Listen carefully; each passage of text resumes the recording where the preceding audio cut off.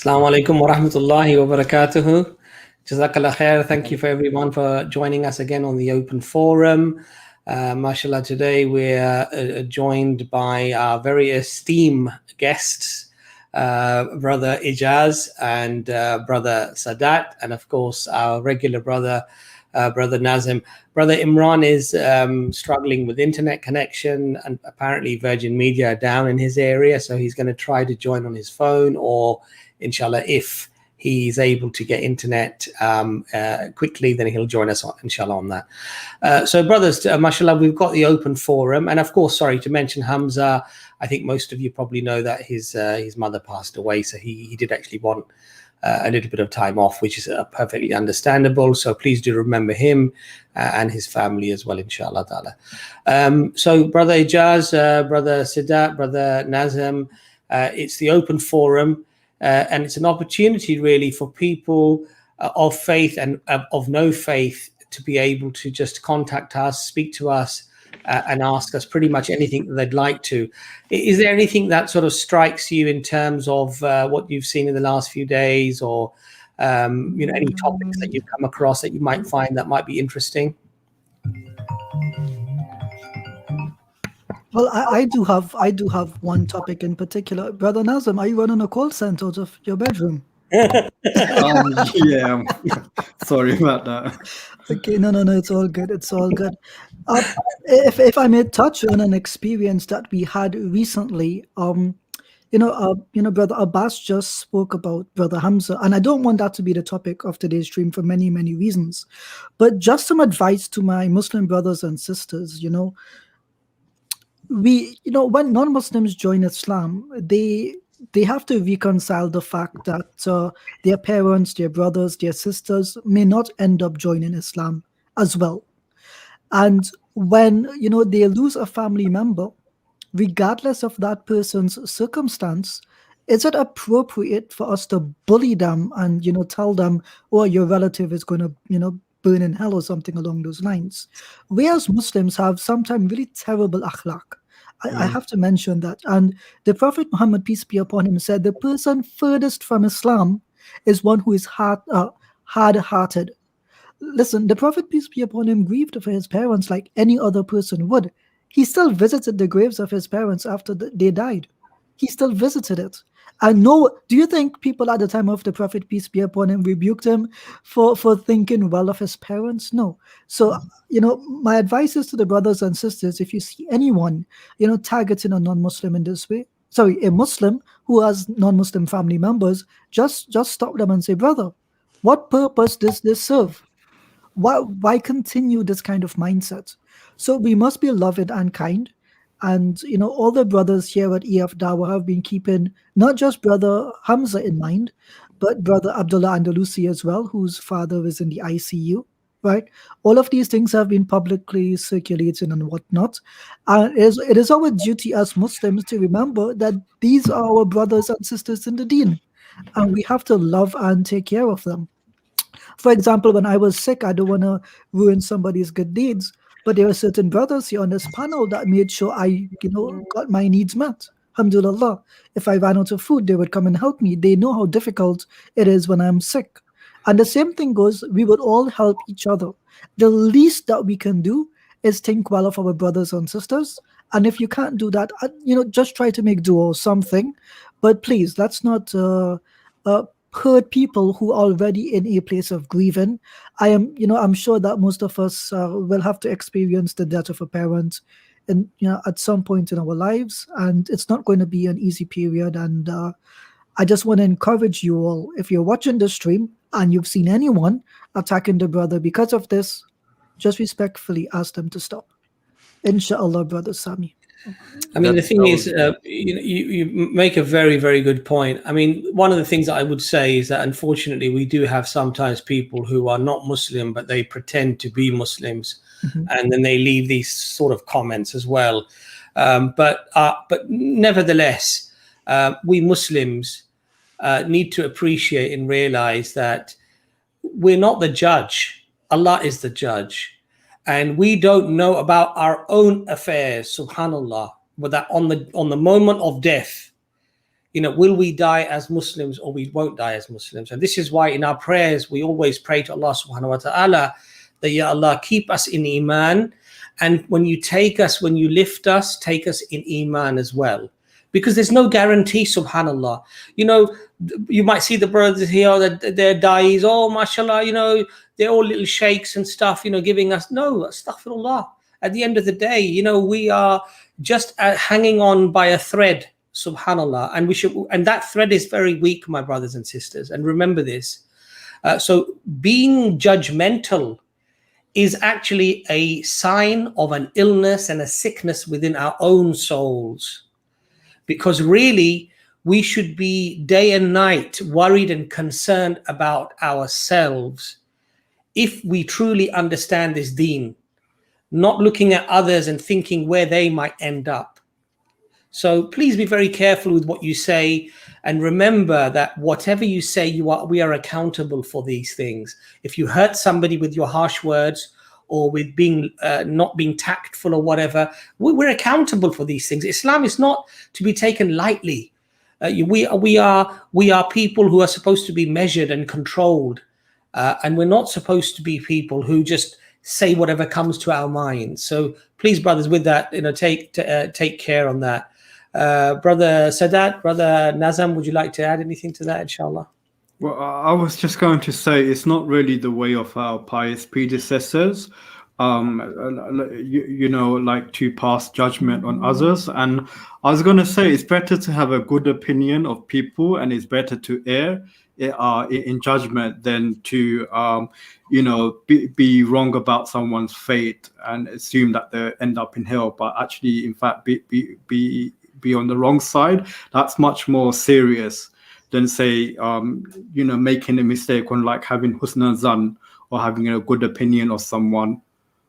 But in any case, we're not prophets. We're not in receiving revelation from Allah, and it's not our place, to pass judgment on any specific individual with regards to their fate. We should have trust in Allah, that Allah's the best to judge, and that there won't be no wrong, no harm, or no injustice done to anyone in the hereafter. Inshallah. So, Brother Sadat, sorry, I don't know if do you want to add anything or... Yeah, you guys said everything that was important, but I also find that as a community, sometimes we swing very much from one extreme to the other. So there's that one extreme of just assuming that a specific non-Muslim has gone to hell after they died, as if we had that knowledge of the ghaib. But then, of course, there's the other liberal side too, where a popular Hollywood celebrity dies, meaning a non-Muslim celebrity dies, and next thing you have Muslims tweeting messages like whatever, yeah, I'm sure Michael Jackson is doing the moonwalk in heaven now, R.I.P. So I mean, maybe it's best to remain silent. The other thing is, here's a practical tip that might help. Assalamu alaikum, Brother Imran. Dr. Assalamu alaikum, brothers. You okay? Glad you got on. Alhamdulillah. My internet's actually down, but just my phone I'm using, inshallah. Oh, wow, mashallah. Good phone connection. Did you trade ISPs with Jason Burns or something? I've just moved to Ghana for a little while. A practical tip that might help us, and I honestly give this advice to myself first, is also, before you type something in YouTube comments or Facebook Messenger or whatnot, maybe think about, like, would I have said this to this guy's face if I was in front of him?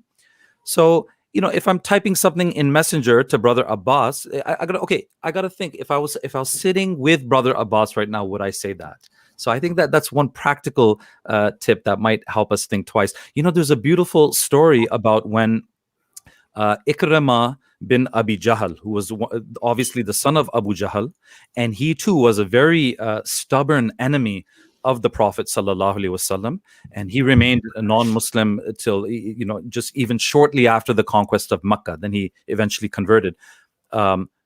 But when he was coming to the Prophet sallallahu alaihi wasallam to say his shahada, the Prophet realized that some of the Muslims here might give him a tough time because of who his dad was. Not just who his dad was, but who he was too. He was an enemy of Islam too. So the Prophet sallallahu alaihi wasallam, first of all, he reminded his Sahaba, don't say anything to hurt him, or to deter him from Islam. And then number two, and this is beautiful, right? This is beautiful. When Ikramah came and said the Shahada, the Prophet said to him that I knew some good would come from your dad. I knew some good would come from your dad, right? So even Abu Jahl, who's like villain number one, right? The Prophet was so optimistic. He had a way of putting a positive spin on things, that maybe he saw something in Abu Jahl that we didn't, right? I mean, maybe he was a hospitable guy, maybe. Or maybe he was a brave guy. So he pulled out that little something good and he said, I knew something good would come from your father, right? He even put a positive spin on that. So that's the prophetic methodology. Alhamdulillah, I think very well said. And I think that this concept actually expands or extends to a lot of other things as well. So I think not last Monday gone, but the Monday before that, me and Sheikh Abu Alia did a discussion on social media and the harms of social media. And one of the biggest things that came up was passing on information or saying things that we may on the Day of Judgment be accountable for. And one of the things that we discussed was that on the Day of Judgment, there will be some people, but the Prophet ﷺ basically asked the Sahaba, the companions, who is bankrupt? And so the people said, the person with no dinar, in other words, with no money, this person, he's bankrupt, basically. And the Prophet of Allah said that on the Day of Judgment, there will be some who will come with a mountain of good deeds. A mountain of good deeds. And basically, because they've wronged people, either physically or with their speech or whatever, that these people will come one at a time and they will claim from his good deeds as compensation for being wronged, until the man will have no good deeds left. And then there will be still people waiting, and they will say that this person has wronged me and I want my compensation.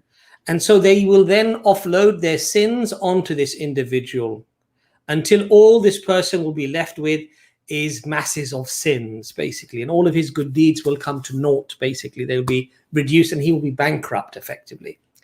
So we need to be very, very careful, my brothers and my sisters, that when we open our mouth, it's crucial that we say something that is good. Otherwise, the Prophet ﷺ said, be silent. So judging people, saying things about people, these things are actually major issues and major problems, within Islam, within our Muslim community, within communities today. And they're a big sin. These are not small matters, my brothers and my sisters. So please, inshallah, may Allah inspire me and guide me to be better and to conform to such good teachings. And inshallah ta'ala, all of you as well. But it's very, very important that we're very careful. And that includes, my brothers and my sisters, some of you won't like it, but if you forward anti-vaccine or anti-this or anti-that posts, and you happen to be wrong, and those people stop taking the vaccine as a consequence and they die, and you are partly involved in convincing them, this is a serious thing, very serious thing. So please be very careful before you pass on any information. Verify it, because Allah says in the Quran that that you don't harm yourselves effectively by doing something like that. So inshallah, brother Imran, Jazakallah khair for joining us. Alhamdulillah. I think you didn't have internet, but your phone seems to be working pretty well, mashallah. So it's running, mashallah, Jazakallah khair. It's running off mobile data. So I anticipate it should be. I can't see any chat or anything else. I can't see anything. Just about to see you guys, brother, mashallah, brothers. This is like watching the sunset, mashallah, beautiful brothers. So I'm satisfied with that, inshallah. May Allah reward you all. Amen, and you too. Brother Dr. Imran, people are suggesting that you use the phone as a hotspot, maybe, to join on your desktop or your laptop, so you can still stream. But I am concerned, however, I don't know if you have unlimited data. You might run up quite the bill. I'm just a little bit worried. I've got quite a bit of data, so I think that's a good idea. I'll try that, inshallah. I'll try it. Inshallah. So if we put the link out, and if anybody would like to join us and ask us anything that they want to, I did go through reaction videos on some of the stuff we did a week or so ago, and I think there were surprisingly people sticking up for Rob, which I thought was really funny actually, and they were sort of twisting and turning what we actually said and manipulating and having a good old giggle about it. And I just thought, if you're man enough, do come onto the stream and let's hear what you have to say. That's a more, let's say, noble way of acting, rather than being a keyboard warrior, because everyone's very, very brave hiding behind a keyboard. So do come onto the stream and we'll have a nice chat. You won't find us actually mocking people, because we don't need to. Alhamdulillah, the truth stands out clear from error. So Brother Imran, have you seen any topics recently that you think might be of interest? Oh, I think Brother Imran is perhaps trying to connect to the... sorry, I am trying to connect. But the other thing I would say is that you should make your challenge slightly more inclusive, and just not say man enough, but you can say woman enough as well. Of course. Because there may be some people who want to challenge from another perspective. Well, I do think we should go one step further. Whether you're man, woman, or non-binary. Non-binary. Polygender, whatever. You're welcome to come on. Yeah. That's true as well, I can see the YouTube videos. Ijaz Ahmed cancelled. Right? So, Brother Ijaz, we went through on the last stream with you some of the Christian, evangelical Christian missionary type of claims that are made against Islam, and we went through those. Can you name any others that regularly seem to come up? Because we had an issue, it was last week, where we had this issue about the gushing fluid, between the backbone and the ribs. And Brother Imran, mashallah, showed a lot of data to actually give quite a lot of insightful information in regards to that. But what other claims do you find that come up quite regularly? The one that I seem to think of quite regularly that does seem to come up is this almost obsession now with what they perceive to be textual differences in the Quran. And so this is a hot topic at the moment for Christian missionaries. Why do you think, Ijaz, that they've now literally latched onto this one argument and they just are trying to bash it to death, basically? What's the purpose behind that, do you think? Can you do me one favor, Brother Abbas? There's a comment by Ibtisam M that he just posted. Can we just have that up on the screen just for a minute, please, inshallah? Let me see. Ibtisam M. Let me know if you see it. Maybe Anis can do it because he's in the back there. Inshallah, if Brother Anis can do it for us. But in the meantime, yes, I want to address that question in one way and then I'll address it in another way. I just published a video on my channel called Christians on a major textual variant in the Bible regarding the begottenness of Jesus. And as you just saw on the Dawah Wise live stream, I think most of us were there as well. Some of us in the chat, some of us behind the scenes in other respects. You will see that Christians have a great deal of difficulty trying to make sense of some of their doctrines. So in any case, when it comes to Muslims and Christians on the topic of textual variants, we are not referring to the same thing. And to do so would be the fallacy of equivocation. Basically, it's like if I met Brother Sadat in kindergarten, and we're by the sandbox, and I told him you're ugly, and he says to me, you're ugly too. Well, all you've done is repeat my claim back to me. You haven't really made your own claim, right? So it's a kindergarten type argument, because when we say textual variants, we more or less likely refer to the Qira'at and their differences among themselves. Whereas when we speak of textual variants for the Christian Bible, we are not comparing things which are equally valid.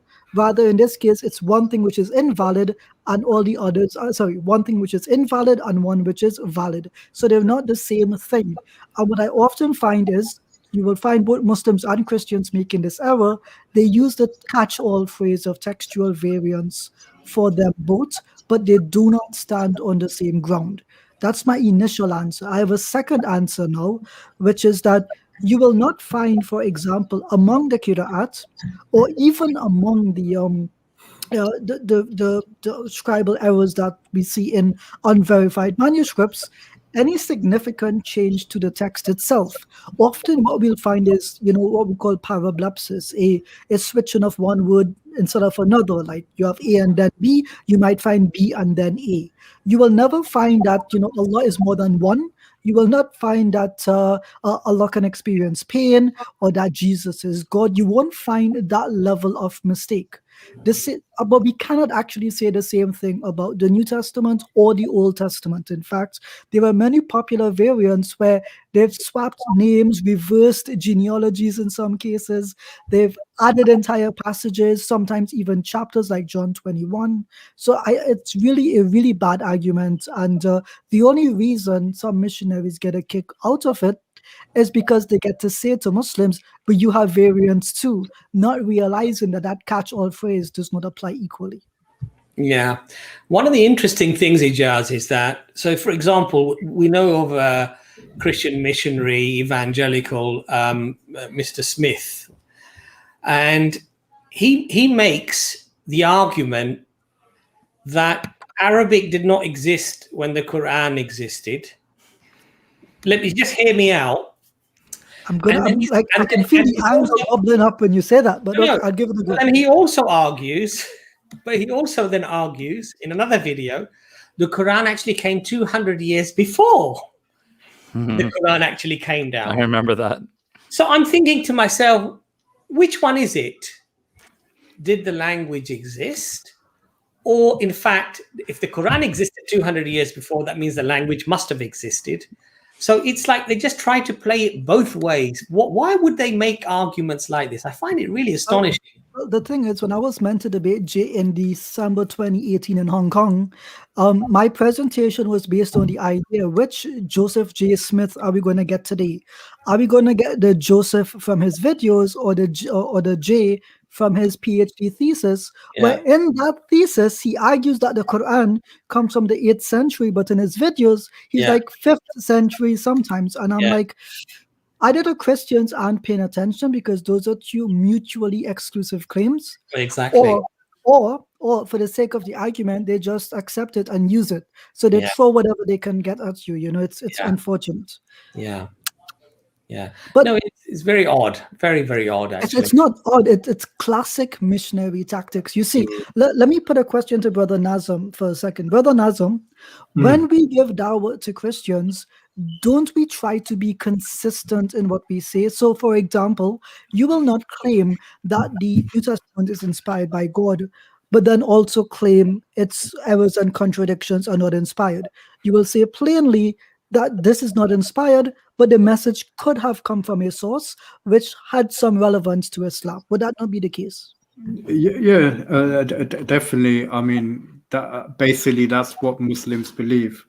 You're not going to claim that the New Testament pre-existed itself and then didn't exist 100 years later, right? No, I've never heard that before.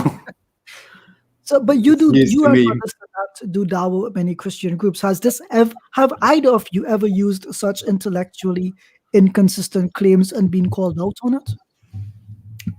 Specifically regarding which argument? About any argument? Have you ever swapped halfway through and said, well, actually it comes 200 years later instead? Do you think or act like that when you discuss with Christians? Oh, definitely not. No, I can imagine that in the back of the mind, or at least subconsciously, some Christians feel that we are being inconsistent, or that we're using double standards for both the Bible and the Quran. But I can honestly say I don't apply two standards to the Bible or the Quran. If I do apply different standards, it's only because the nature of both books are slightly different, like in terms of the history and composition. But yeah, unless if there's someone watching knows better, I'll be happy to be corrected. But yeah, I mean, what I've found actually in Speaker's Corner is that literally people are prepared to make stuff up. And you know, the reason why I'm saying make stuff up is that even when they're corrected and there's a good argument to counter their claim, they'll go and repeat the same thing all over again. So it's like, you know, you were speechless when I just told you that, and 20 minutes later you're trying it on with somebody else. I just find that really odd. Okay, so I also often used to get quite frustrated when that used to happen to me, and the way around it was I just repeat myself as well. So if they're going to repeat themselves, then I may as well repeat myself as well. Yeah. Okay, so we've got on Faithful Servant. Let's get you on first, and we've unmuted you. You need to unmute yourself, please. That's it. Okay. So first of all, I want to first off start by saying that, you know, I'm sorry to hear what happened to is his name Hamza? Is that what his name is? That's correct. Yes. Yeah, I'm sorry to hear what happened to his mother. It is very sad, and you know, it is sad to hear what's been going on, and I'm not like some of these professing Christians who will actually rejoice when stuff like this happens, because you know the Bible says in Ezekiel 18 that God has no pleasure in you know death and that kind of stuff, and I'm not like these wicked devils like Reuben Israel or some of these other guys who will actually rejoice when this kind of stuff happens. So I'm sorry to hear it happen. I really am. That's very kind of you to say. So do you have a question for us, Faithful Servant? I actually was just going to briefly respond to what was said earlier about the New Testament, is that sometimes when it looks like things are not adding up, it's often because it's two different dispensations overlapping, and oftentimes dispensations will contradict each other, which makes it seem like it's a contradiction, but really it's two different dispensations. That's what's going on. Giles, do you want to start with that one, inshallah? I would rather pass the hot potato to Brother Nazam or Brother Sadat in this case. I've done a lot of talking, and I've got about 10 minutes to finish the rest of this. All right, okay. Brother Sadat, why don't you start with the response, inshallah? But you are muted, so you need to unmute yourself. I just got back to the computer. What was the question? Oh, sorry. Okay. Well, let's start with Brother Nazim then, and then I think you'll probably pick up. Then I'll figure it out. I understood the question to be that the Old Testament and the New Testament do not contradict themselves, because these at best are just like paradoxical. You know, they may seem apparently to contradict one another, but they don't, because there's two dispensations, and they just don't contradict one another. So, I mean, my question to Brother Faithful Servant is basically the Old Testament says that God doesn't punish innocent people for their sins, but the New Testament clearly teaches, or at least part of the New Testament teaches, that Christ, he was an innocent man. He was punished for the sins of others. So wouldn't that be the New Testament contradicting what the Old Testament said? Well, basically, what was going on back in the Old Testament is they're having to do works to keep themselves saved. So God was not going to punish them for doing the right thing.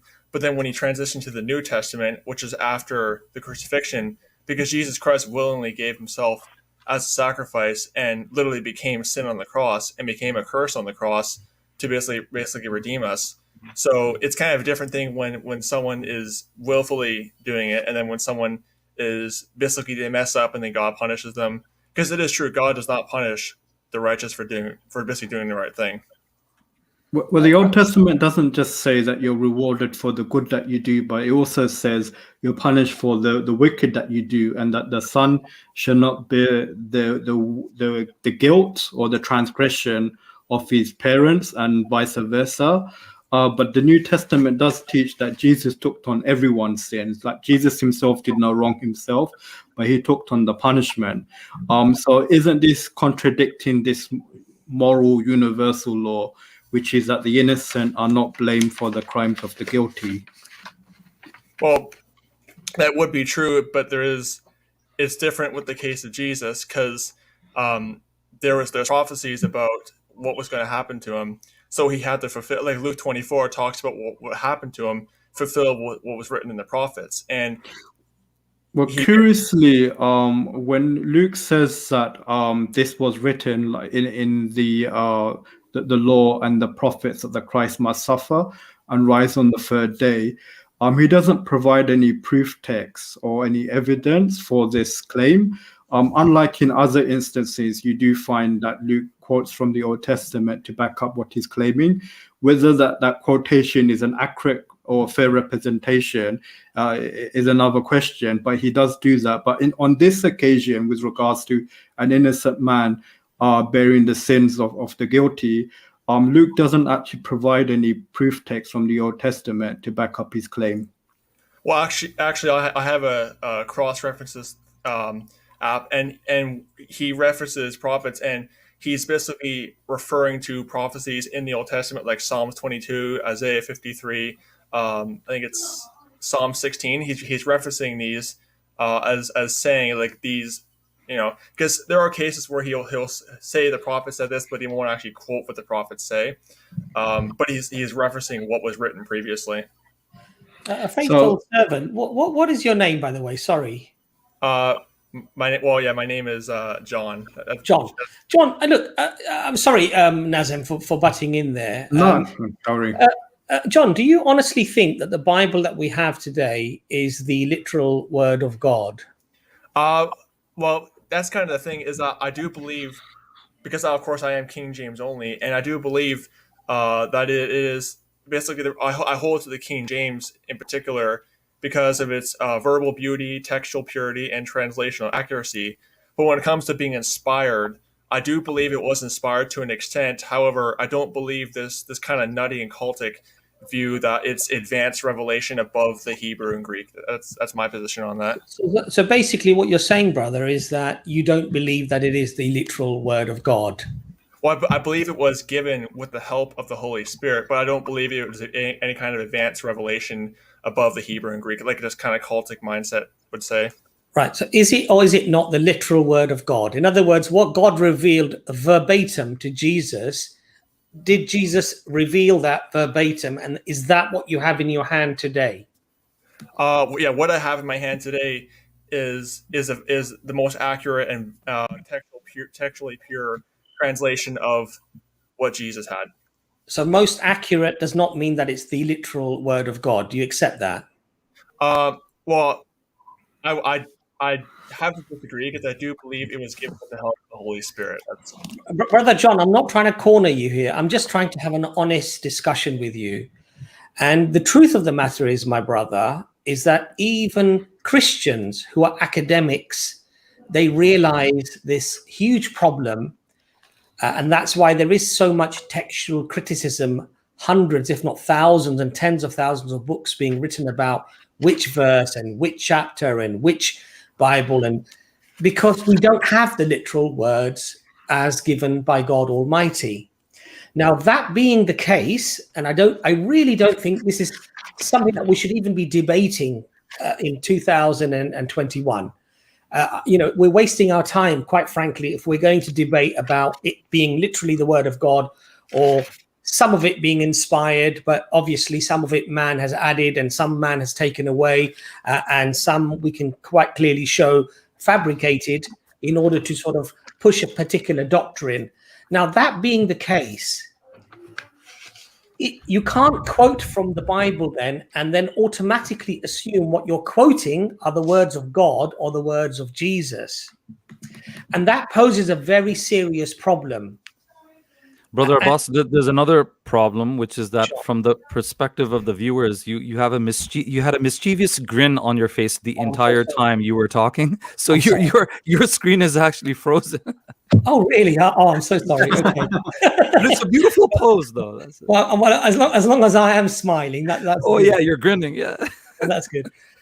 So that being the case, my brother, there's a couple of logical things that a person could easily conclude.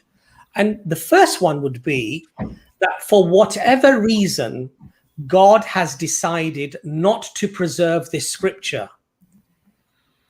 For whatever reason that might be. We don't have to debate that, but that's a fact. If God wanted to preserve it, he would have done so, but he didn't.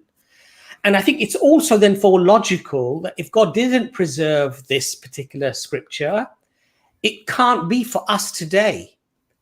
Because if it was for us today, it would be inherently unjust to sort of expect us to be guided accurately and properly when we don't have the words of God and we don't have the words of Jesus, peace be upon him. And therefore, my brother, it is but logical that God would have to send another scripture. And that scripture would have to be preserved if it was the last scripture, which is the Quran. And that's what we're inviting you to, brother. That is what we're inviting you to. Something that is preserved and it's literally verbatim the words of God. Well, that's the thing too, is that you mentioned how, it being written to us. Well, that's the thing. Not all of it is written to us today, because there are different dispensations within the New Testament. And I'm just going to briefly mention what the dispensations. I don't want to get too much into this, but I just want to briefly mention what the dispensations are. Basically, so the first one is the Garden of Eden, and that's from the creation to the fall of Adam and Eve. The second dispensation is the pre-law age. That's from the fall of Adam and Eve to the giving of the law. The third dispensation is the law, which is from the giving of the law of Moses until John the Baptist. The fourth dispensation is the kingdom age. That's from John the Baptist until the death, burial, and resurrection of Jesus Christ. The fifth dispensation is the one we're currently in right now. It's the time of the Gentiles. It's from the crucifixion of Jesus Christ until the rapture. The sixth one is the time of Jacob's trouble. That's from the rapture until the second coming. And the seventh one is the 1,000-year reign of Christ, also called the kingdom of heaven, which is basically the last dispensation. So there's 7 time periods, and each time period has different doctrine, different salvation. So not all of it is for today.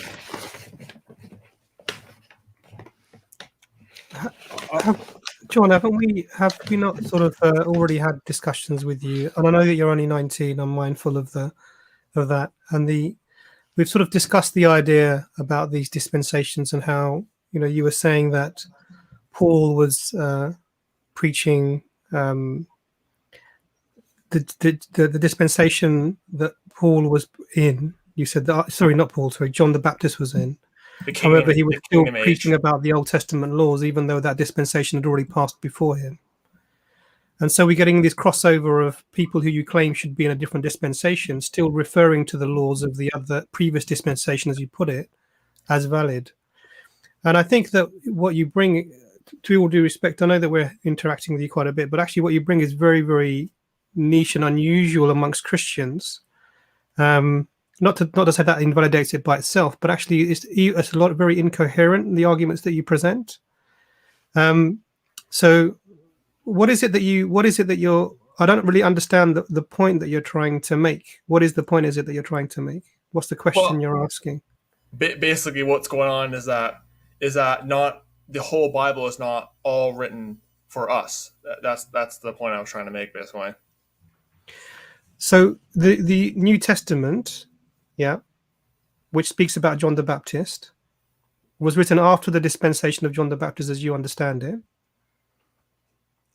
Well, yes? actually, the New Testament did not, because according to Hebrews 9:15-18, it did not officially begin until after the crucifixion. That's when the New Testament officially began. Sure. So I'm not talking about I'm talking about the dispensation that you were referring to of John the Baptist. Oh, well, yeah, John the Baptist was still under the Old Testament, but he was sure. under the law of Moses. So John the Baptist was under the Old Testament. So what he was speaking about was no longer irrelevant from the point of the death of Jesus, peace be upon him. Is that right? As you understand? Yeah, the kingdom age ended at the crucifixion. Okay, so when so what you're saying is that everything that from John the Baptist backwards, so you go further back from that point, is no longer valid in terms of understanding anything about what God wants from you. Well, in terms of salvation, in terms of the gospel that's being preached, it's not valid for today, because we don't preach the gospel of the kingdom today. Okay, so what was the point of having that as a revelation to give to the people? Well, was it just the story that was important, or was it actually anything in it more important than this being a story? Well, basically what was happening there is that Jesus originally came to present the kingdom of heaven to the Jews, but then when they rejected it, then the gospel, once the crucifixion happened, the gospel then went to the Gentiles. So it was basically a thing that was going to happen, a planned thing where they reject it. Well, not planned, but change of plans, basically where they. So John, you missed. I think you've missed the question. So the question was, what was the point of having in the revelation for the people something that already no longer applied when it was being written down? Well, I think it could just be for recorded history too. There's that argument too. So it's just the fact that it had happened, so to record what had happened in the past. So there's no revelatory or beneficial value of that, the writing down of the stories before the crucifixion of Jesus. Anything that he said before he was crucified and resurrected is really irrelevant to us now. Well, in terms of salvation, then yeah, it's not irrelevant. Yeah. But there are some things that are for future events too. There's that too. So in terms of, so for you, the only thing important about the life of Jesus is his death and resurrection. Everything else is not really important in terms of your salvation. Well, some of what he said in the Gospel of John does apply, but a lot of what he said was addressed to the Jews, pretty much. But we've had this discussion before again, that all of his disciples were Jews.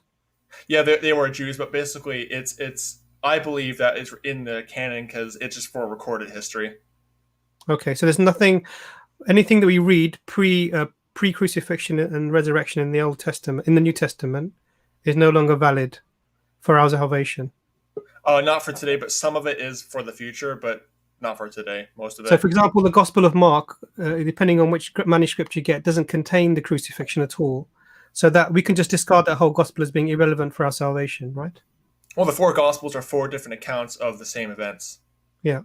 So the Gospel of Mark specifically, because it doesn't, in some of the earlier manuscripts, doesn't have the crucifixion or the resurrection within it, we can discard that gospel completely as a gospel that would give us any help in terms of our salvation.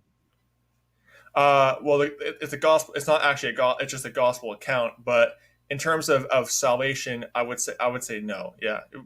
So we could completely do away with the Gospel of Mark because it doesn't contain anything after the resurrection of Jesus, right? Well, there is stuff for instruction in righteousness, but just not for salvation. So So what you're saying is that this whole gospel has no value at all in whatsoever, apart from the fact that it records something that happened. There's nothing in it that might guide you towards salvation. Well, there is some stuff in there that is basically that can be applied for instruction. But when it comes to our plan of salvation, it should be from the Gospel of John to the Book of Philemon. So the only things you accept are as something relevant for your salvation is the Gospel of John, and you said 2 of the letters of Philemon. Is that right? It's the Gospel of John. Basically, the Gospel of John, which there's some stuff in the Book of Acts that are good too. Gospel of John, and then Paul's epistles from Romans to Philemon's. From Romans to Philemon's. So really, you've done away with, if not the vast majority, a large chunk of the New Testament as anything to do with your salvation. So why? And I can understand now why your position is a unique one amongst probably Christians, and it's limited to the what was it, the Church of the Living God? Is that right? Yeah, that term appears in the Book of Acts, Church of the Living God. Yeah. So what is it? So for what I see is actually really a jumbled story that seems to be only accepted by a very small group of people within America, who say that most of the Bible is irrelevant for our salvation, except for, as you're referring to, just a few books, one of the Gospels and some of the letters of Paul. What is it you're trying to convince us of? Because I don't find anything in your position at all convincing. Even from a Christian, even if I was a Christian, I wouldn't find anything that you said convincing. What is it you're trying to convince us of? I was just trying to address one of the previous claims of basically how some stuff may look like it contradicts, and it's mostly just because it's different dispensations overlapping.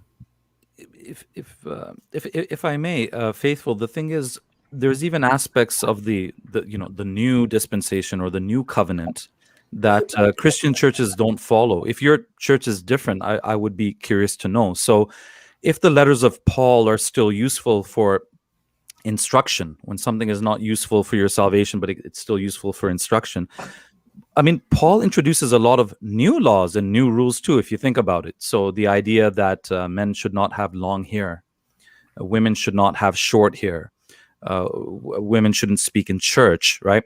There are, if you want to call them laws, commandments, guidelines like this that Paul introduces, which actually weren't there in the Old Testament.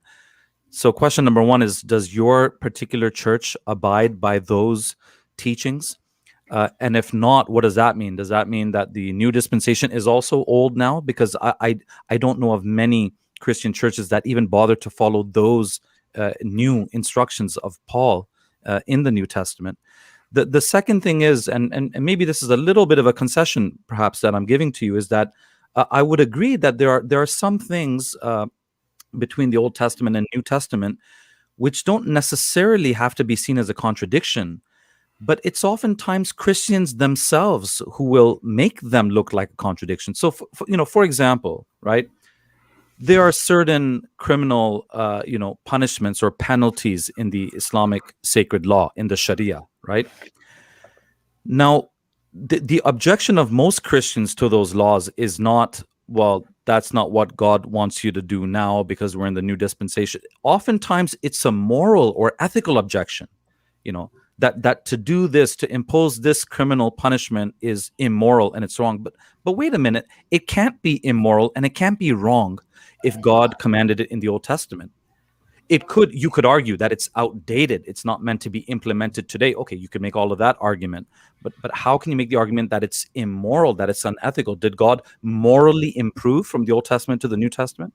So while that may not be your position, do you understand why listening to most of the Christians that we listen to, it does come across like that? Like there was a moral improvement from the God of the Old Testament to the God of the New Testament, because basically the God of the New Testament forgives his enemies, right? Whereas the God of the Old Testament doesn't. Okay, so I'm just going to briefly respond because I actually have to get going soon and run some errands and go to the store. But basically is that in the Old Testament, there's a different setting. They're dealing with basically a theocracy. So there's going to be more strict rules. There's going to be more obedience and works that are going to be required. In basically that's Old Testament law. Then there's the New Testament age of grace, where you basically still have commandments you have to follow. You still have regulations and rules you have to follow, but they're not like in the sense that we're not going out and trying to build a theocracy. We're not going out and trying to basically build a Christian nation, that kind of thing. We basically just submit to the laws of the land, and then we just basically what's in the Pauline epistles are mostly for like the church, which is in the Old Testament. They're dealing with basically the nation. That's kind of I hope that kind of. Fine. So does your church self-impose these things then, within the church? Yeah, I understand you're not trying to create a theocracy and force this on the whole of America, something like that. But within your church, would they impose these restrictions? And that is still abiding by the laws of the land. You can have a religious institution or building that says you cannot enter here unless you cover your head. Or if you're a woman, you better remain silent. Don't speak when you come in. That would still be within the boundaries of the laws of the land. So does your church denomination self-impose these instructions of Paul? I do remember that you don't have a physical church building, but if you ever have fellowship and get together with other like-minded believers, do you impose these instructions from the New Testament? Yes, I actually have seen cases myself where it has been imposed. A good example of this is in 1 Corinthians 15. Paul lists a man who was committing incest and basically lists him as a fornicator, because incest is fornication. And he says that basically fornication along with idolatry and drunkenness are sins that would get kicked out of the church. And I have seen cases where a fornicator was actually had to be publicly cast out of the assembly. So there I have seen cases where the standards have been applied. So, John, how about women covering their head, women not speaking in church, men not having long hair? Yeah. Would you get kicked out of your fellowship with like-minded believers if you grew your hair beyond a certain length, above your ear, beyond your earlobes, or something like that? Well, no, because those aren't the sins that would get someone kicked out of the church. The sins that would get someone kicked out of the church are fornication, railings, drunkenness, idolatry, and I think I forget the last one. But it was basically was railing. I think spreading false accusations, drunkenness, idolatry, and fornication. Those are the sins that would Yeah, fair enough. Yeah, there's major things, there's smaller things. So you wouldn't be excommunicated for that, but you would receive admonition for that then, at least. Yes, in your church? you would receive admonition. You know, I mean, because Matthew 18 does give, you know, of course Matthew 18, you know, again, different dispensation, but it does tie into what Paul wrote of how there's the proper rule of casting somebody out of a church is first you go to them in private, and then if they don't repent, you go with somebody else, so you have a second witness. And if they still don't repent, you bring it before the church. And if they still don't repent, then you cast them out, basically. Okay. So women would be admonished for speaking in a group get together of your church. They would be admonished, and if they keep doing it, you know, you give them warnings. You go with somebody else, and if they don't repent, then you bring them before the church and cast them out. Okay. Yeah. All right. Okay, John. I'd like to thank you very much for your contribution. I think you should go and run your errand, and we'll see you next time. Yeah, we have 5 people waiting, so it's getting pretty snowy. I have to go to the store before it gets too snowy. Okay, take care now. Bye-bye. All right, bye.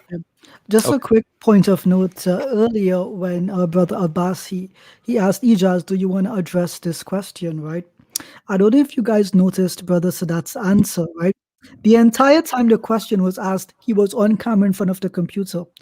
And when Brother Abbas asked the question, and I said, maybe Brother Sadat can answer, Brother Sadat says, sorry, I just came back to the computer. You always at the computer. You never left.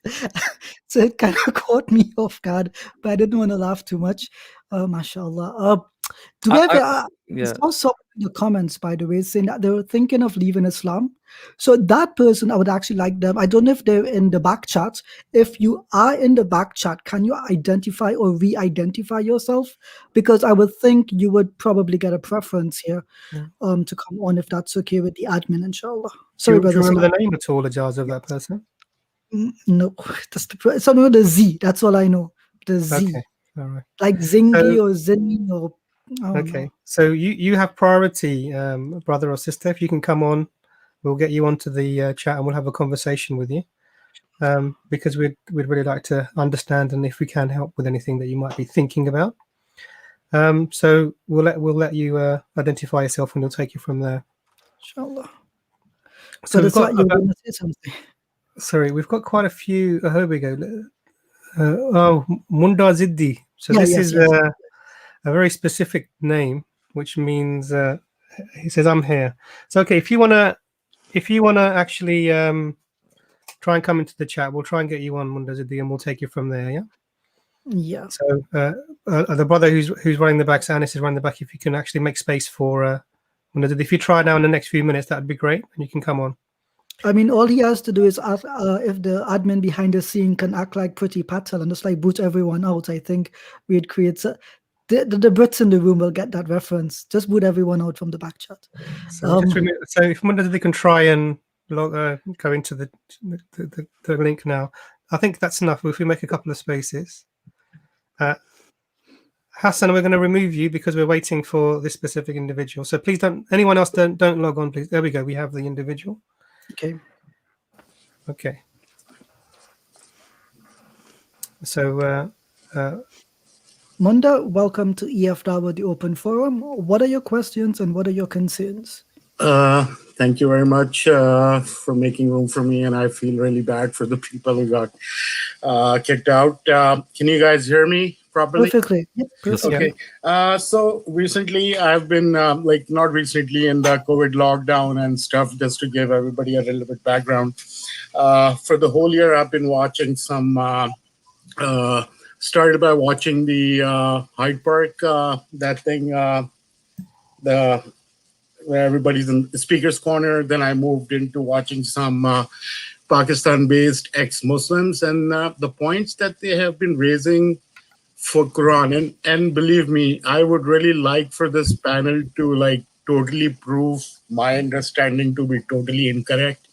There is nothing more in the world that I would like, but their arguments based on logic and I don't know, they kind of appeal to me. For example, as one, if I may start to present, and I was taken in Munda, the sequence. Munda, if I may give some advice at this point, right? So present the strongest argument that you think that they've given you, And then what we will do is individually, if we have the time, inshallah, that sounds we'll work good. through a couple of them. That makes sense. Yeah. So one of the things that was about the qiraat, and so the question, and I'm going to try to summarize this based on my limited understanding, of course, and what I understood about it. So back in the early days when Quran came and it was like compiled, we didn't have those signs at the top. I'm not sure what you call it, but Hamza, Zabar, Pesh, and all that stuff. Yeah. So it was very easy for people to like mistake between letters like the Bay and the Noon. And the guy went through a whole different, presented different scripts of the Quran. I think one is called Varsh or Munch or something like that, Harsh or something like that. And he presented both the versions, and he made a very good claim that, I mean, I hope it's not good and I'm totally misunderstanding, but like if there's something as a Bay and someone says a Noon, like I'm not in Arabic, so the best example I know from my language, which is primarily a Pakistani language, is like if you say kalb versus qalb, you know, in Arabic, kalb is a dog, qalb is a heart. And if I mispronounce something like that, then it totally changes the meaning, at least because the word itself changed, right? So the point that he was making is, if there is this God who is coming up with the final scripture for all of mankind to last forever, billion and billions of years, why couldn't the communication means have been more stringent, just so people like myself do not begin to have any doubts in it? Okay, you know, I love this question because I've gotten it frequently. I know Brother Sadat has sat with me when we discussed this topic with many other people. So this is a pretty simple and straightforward point. Let me ask you a question, Munda.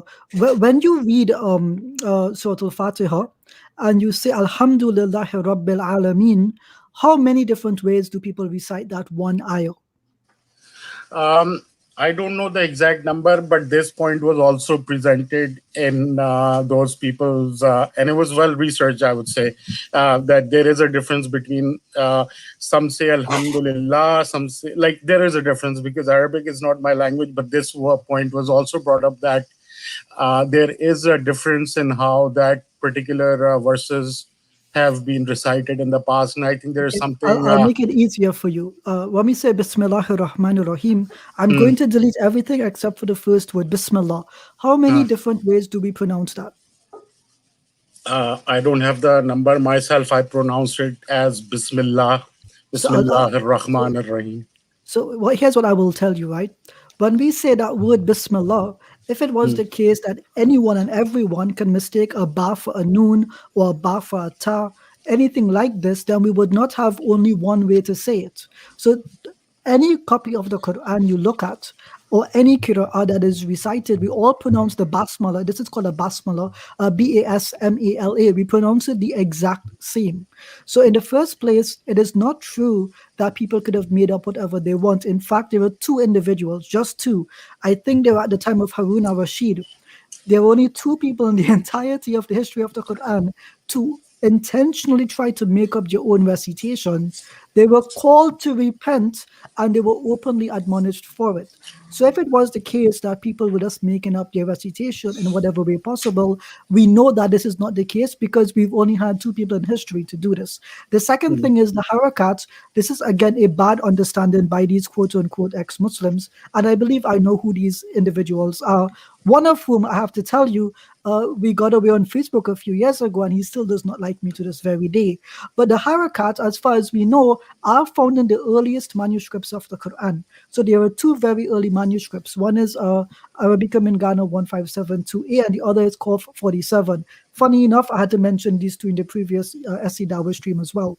We do know that they have the harakat, and they're by the same scribe that wrote the initial manuscript. So it is not true that they did not have it at that early time. Rather, what we say is that there was no one standard form. Some people use dash, some people use small circles, but they all have the ability to do it above, below, and in the middle of the letter in order to get the proper other vowels, whether it's the fatha, dhamma, or kasra. So we do know that is the case. So whoever gave you this information has not looked at any early manuscripts of the Quran in detail.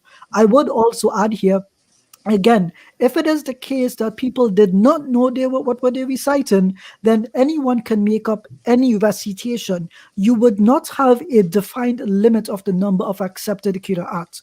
That is the second thing. And the third thing, if these people actually studied, there is a field called stematics or stematology. Now, this is not a field that Muslims dominate.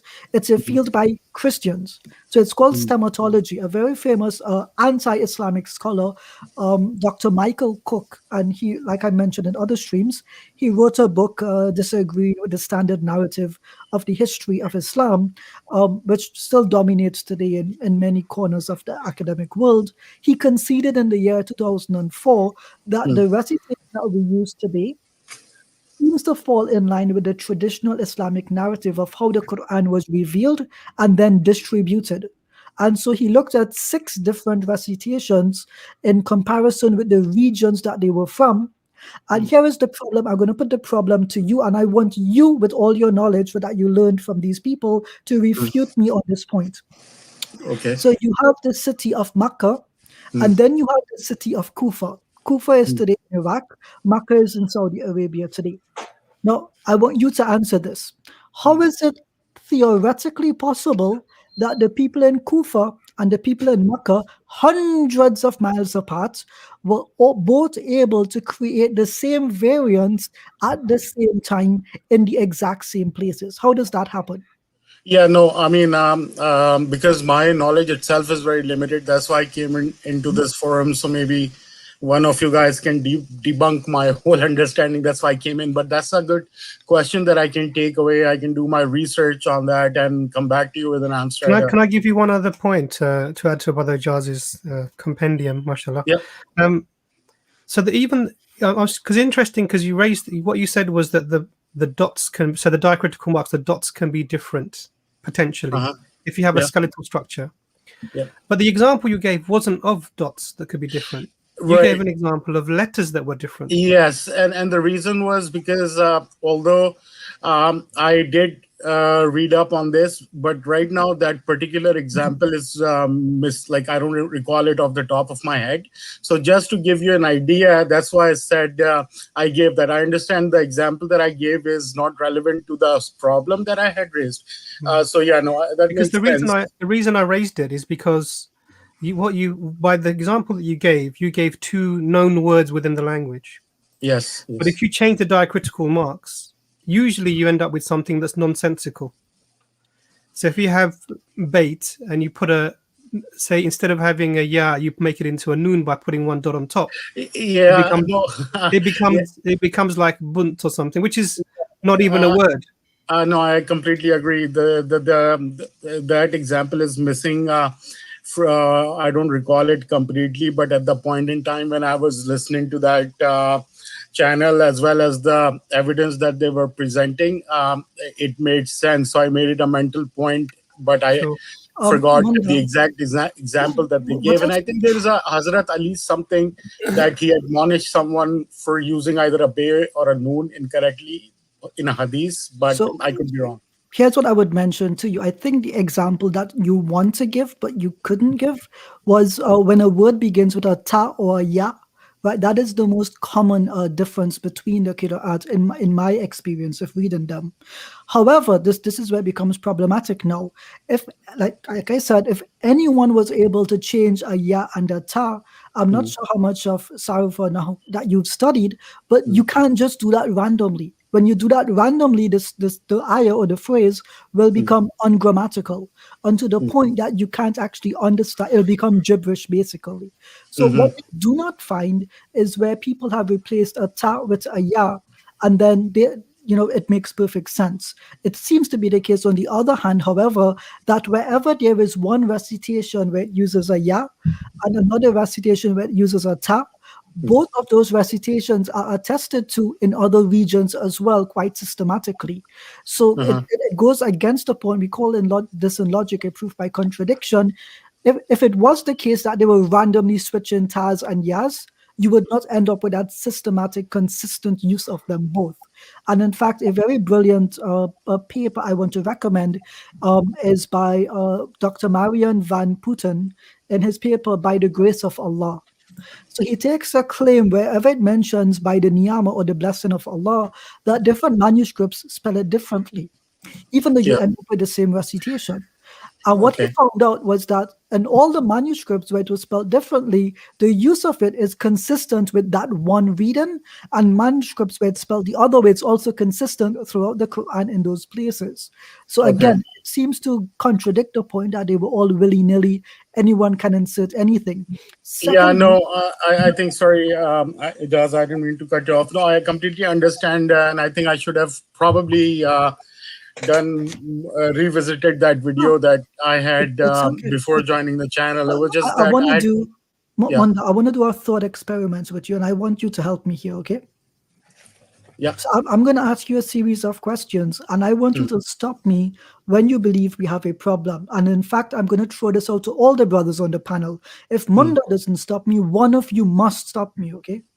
So Munda, work with me here. I am an early Muslim, and I am in Basra, Syria. Yeah. And someone comes to my local masjid, and I've never seen them before, and they begin reciting the Quran in a prayer like Maghrib or Isha, whatever the case may be, and they recite in a way that I don't know. So let's say that you come to the masjid and you hear me recite Alhamdulillah. What do you do after the prayer? Alhamdulillah. What do you do after the prayer? After the prayer, like as in what I should be doing in an Islamic sense, or as in a personal capacity, what I would do? As a general personal Muslim, you hear me come to your masjid. I'm pretty sure other people would have corrected him before I would have had a chance to correct him. But let's say I say to those people, sorry, that's the way we read it in Makkah.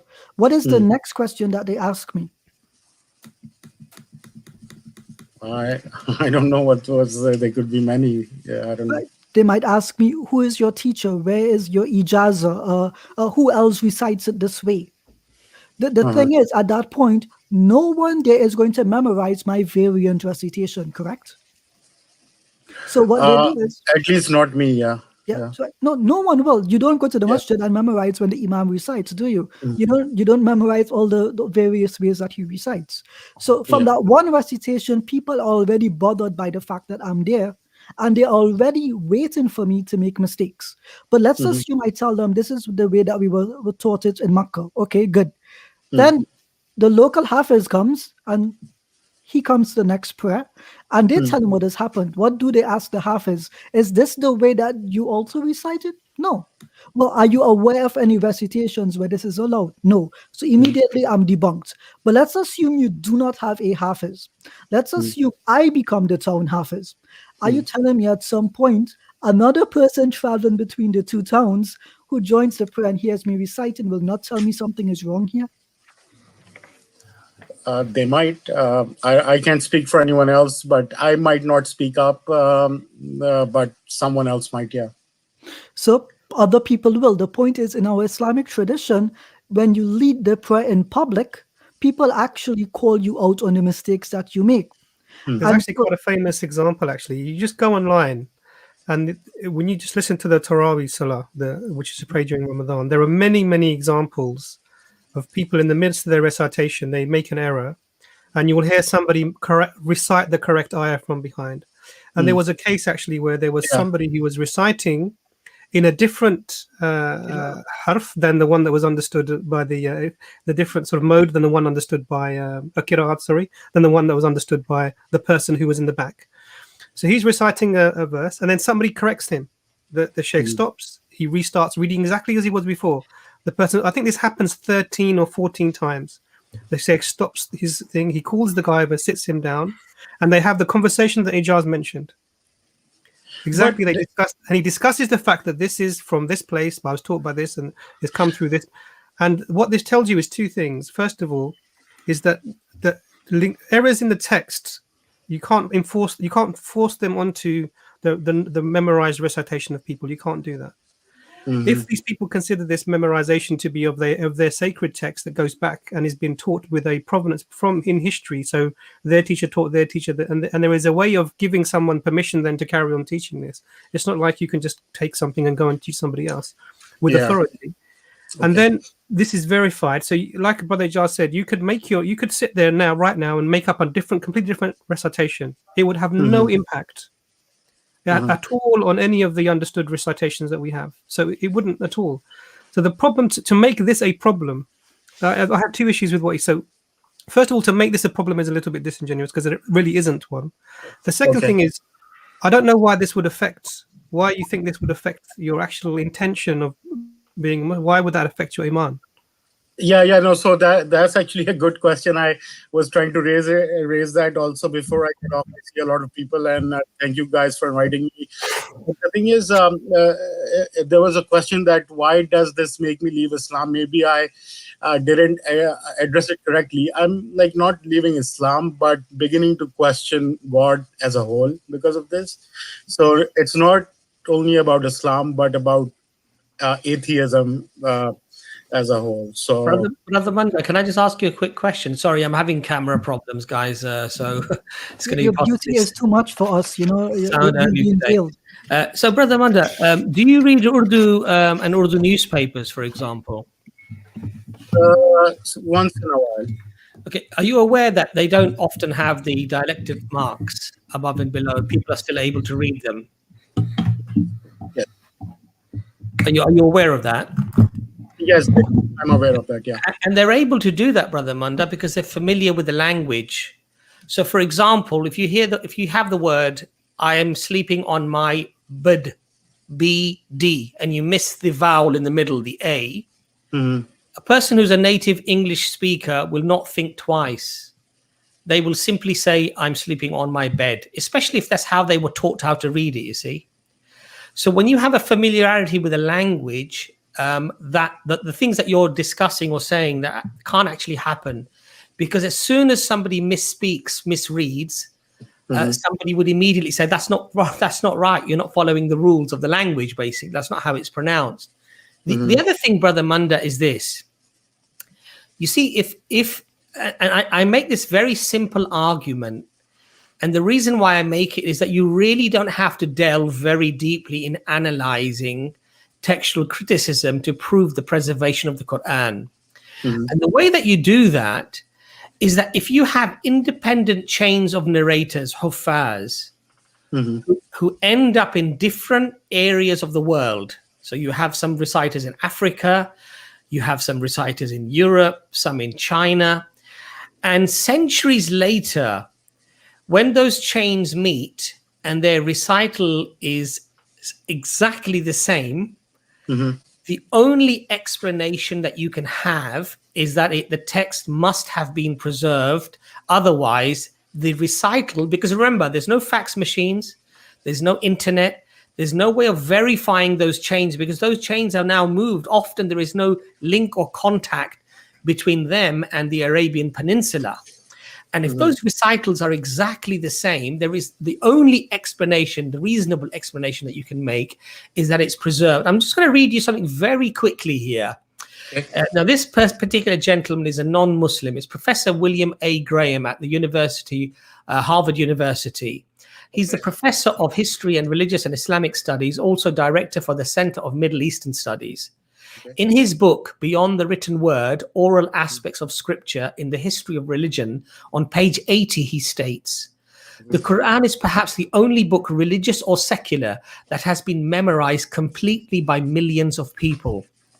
Now, Professor Alfred T. Welch, professor of religious studies at Michigan State University with a PhD in Arabic and Islamic studies, in his book, Encyclopedia of Islam, the Quran in Muslim Life and Thought, he states, for Muslims, the Quran is much more than a scripture or a sacred literature in the usual Western sense.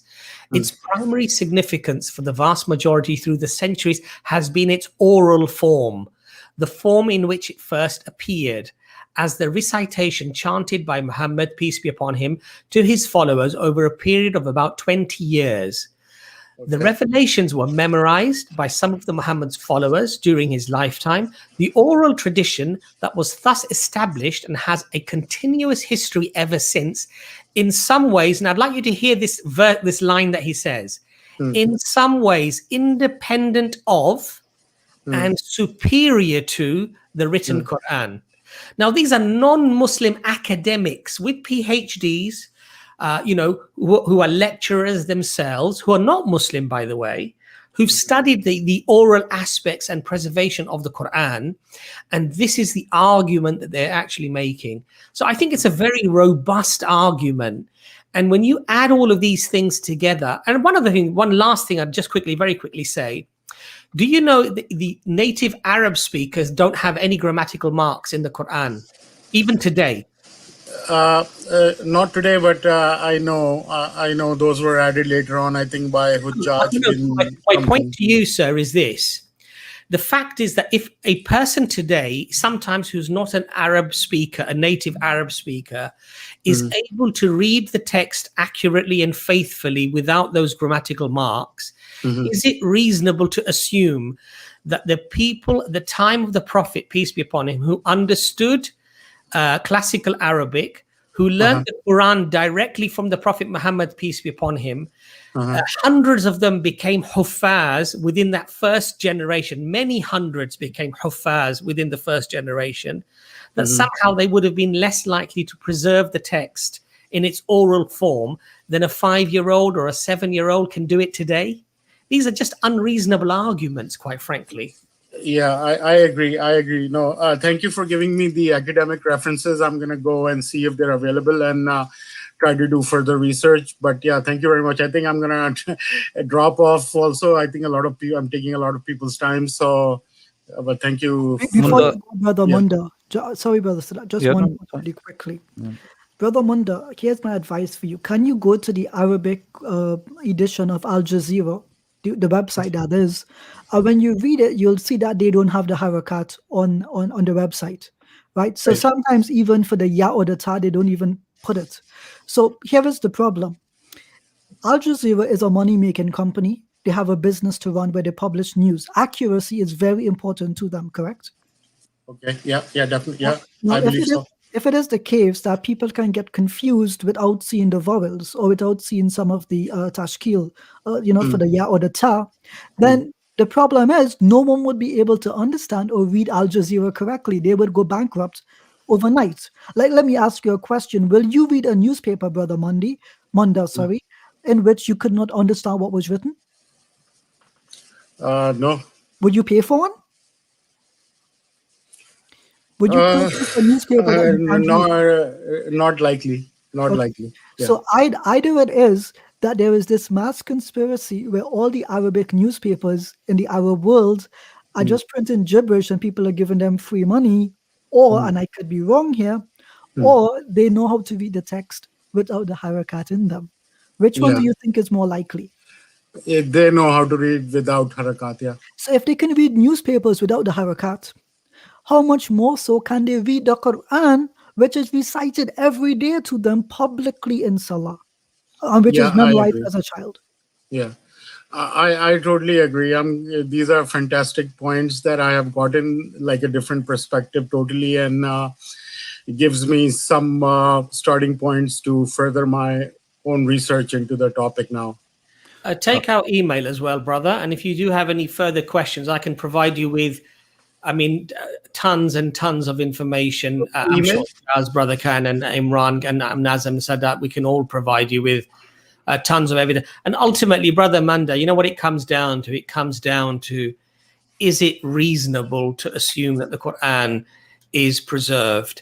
And I would say that it is highly unreasonable and improbable to actually say that the Quran is corrupted, because the evidence, quite frankly, is so large and it's so multifaceted that these arguments actually are just being put by people to just confuse people and to create people's doubts.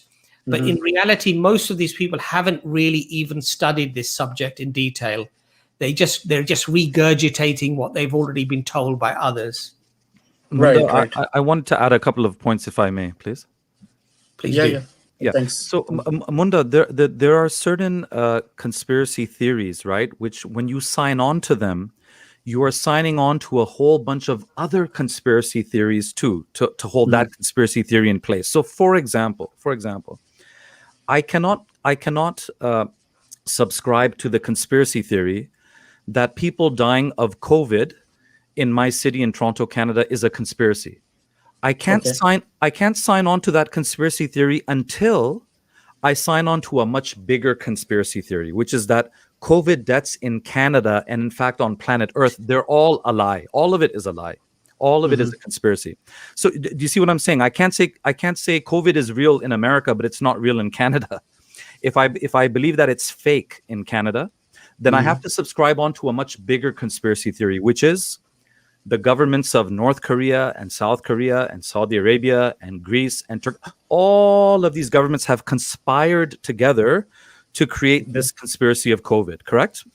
Okay. So in the same way, my friend, in the same way, when you subscribe to any kind of conspiracy theory about the origins of Islam, so the one that you brought up specifically was that, well, these words were only fixed later on. Initially, they didn't know what the words were. Maybe there was some confusion.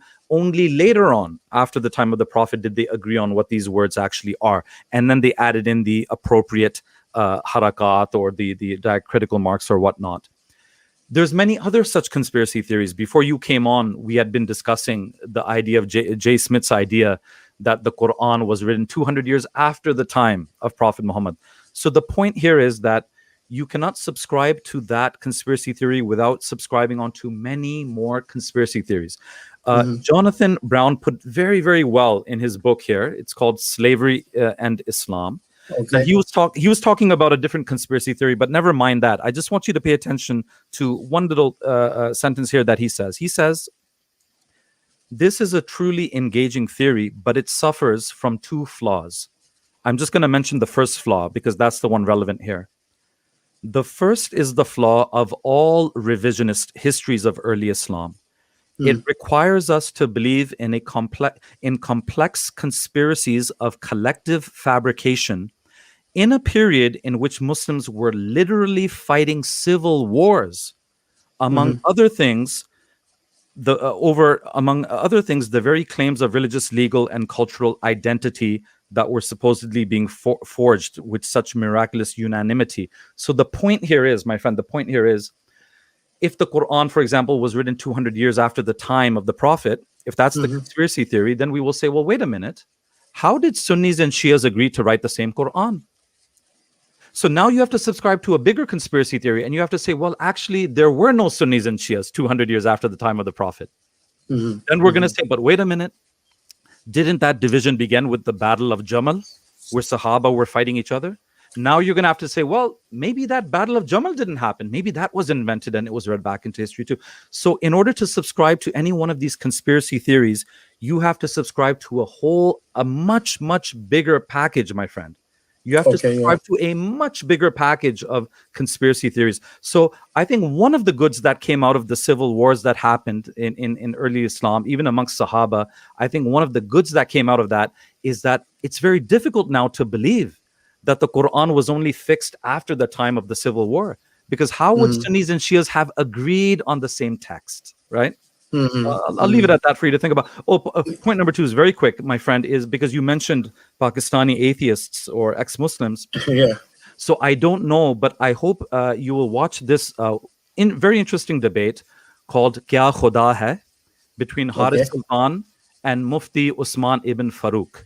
It's on the channel. I did, and Usman, he's from San Diego, I believe, right? In San Diego, California. I know he's from the US, Yeah, I watched his videos. I saw that show. I think Haris Sultan was they couldn't stand in front of the sheikh. So. Yeah, and I don't mean the 4-minute clip that Haris Sultan uploaded. I mean the full 1 hour and 15 minutes. I watched the whole thing. Yes. I'm glad you're researching, alhamdulillah. Yeah.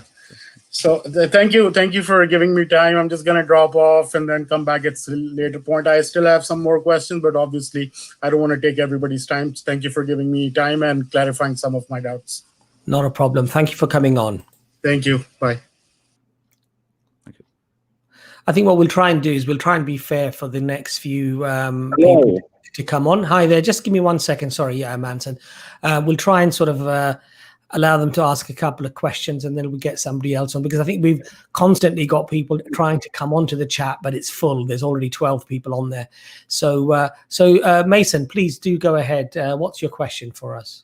I've just got a question. Do any of you guys believe that Jesus biblically claimed to be God at all, or equalized himself with God? No, I don't believe that. I don't know about the others. Okay, I'm just asking. Yes, you mean like in terms of the text that we've received now? Does Jesus claim to be in God? terms of the biblical text, yeah. Do you believe that he equalized himself with God, even in modern biblical text? It depends on what sense do you mean him claiming to be God. Do you mean like in the Trinitarian? Then I would say no. Okay. That's my sincere reading of the text. Okay. I feel that the Jesus of the Bible doesn't claim to be the ontological God. And I think, Mason, there's a more fundamental and important issue before we even move on to that, which is that did Jesus actually say that? And did God actually say that to Jesus? Because the words that we have today, Mason, and this is not controversial, and this is not an attack onto our Christian brothers and sisters and our friends, but we don't have the words of Jesus, and we don't have the literal words of God. And we can demonstrate, not by Muslim sources, but your own biblical scholarship, including many people who are Christians, active Christians themselves, who accept that many words were taken away, many words were added, and there are, in fact, as a consequence, many contradictions in the Bible where there are two accounts that are exactly the opposite. That all indicates, my friend, that we don't have the literal words of God, and we don't have the words that Jesus spoke. All right. All right. That's a different thing. I'm not trying to be arrogant or anything. John 14:9 says, I want to ask you a question after this. He who has seen me has seen the Father. I'm going to ask you the same question. Has he who has seen you seen Allah? All of you? Is it a yes or no question? Has he who has seen you seen Allah? Because you're good scholars. And brilliant question. Brilliant question. So, if I were a Jew in the 1st century and you brought this question to me, I would ask you one question in return. Are you familiar with the principle of the Shaliach? No, I'm just asking, is a yes or no question. Right, so I don't do false dichotomies, right? So the answer I'm giving you is the answer. The reason being that Jews at that time had the belief of the principle of agency. So whoever represents God can speak on behalf of God. And so the traditional understanding of these phrases by Jesus is that he is the agent on behalf of God, representing God while on earth. That is a simple and easy way to understand the verse without having to go into exegesis or whatever. My answer to Mason, my answer to your original question would be that if I was convinced of the historicity of the New Testament, of the historical accuracy of the New Testament, and therefore I believed that everything attributed to Jesus in the New Testament, it really is what the historical Jesus said and did, then my honest answer to you is that I would probably end up being some kind of Unitarian Christian. Maybe I would be a Jehovah's Witness. Maybe I would be a Unitarian Christian. So don't let people misunderstand me. I'm not endorsing Unitarian Christianity because I don't believe in the historicity of the New Testament. And I don't think Unitarian Christianity makes much more sense. I don't think God creating a divine being and causing him to die for our sins makes much more sense than mainstream Trinitarian Christianity. But if I was committed to believing in the New Testament and I wanted to try to follow it as honestly as I can, then I would probably end up becoming some kind of Unitarian Christian. Because yes, I would look at the passage that you just said, whoever has seen me has seen the Father, but I would have to balance that out. I would have to balance that out with the Father is greater than me. I'd have to make sense of that too. So I would arrive at some kind of uneasy compromise that Jesus is some kind of demi-God or semi-divine being between human beings and God. Not quite God, not quite human.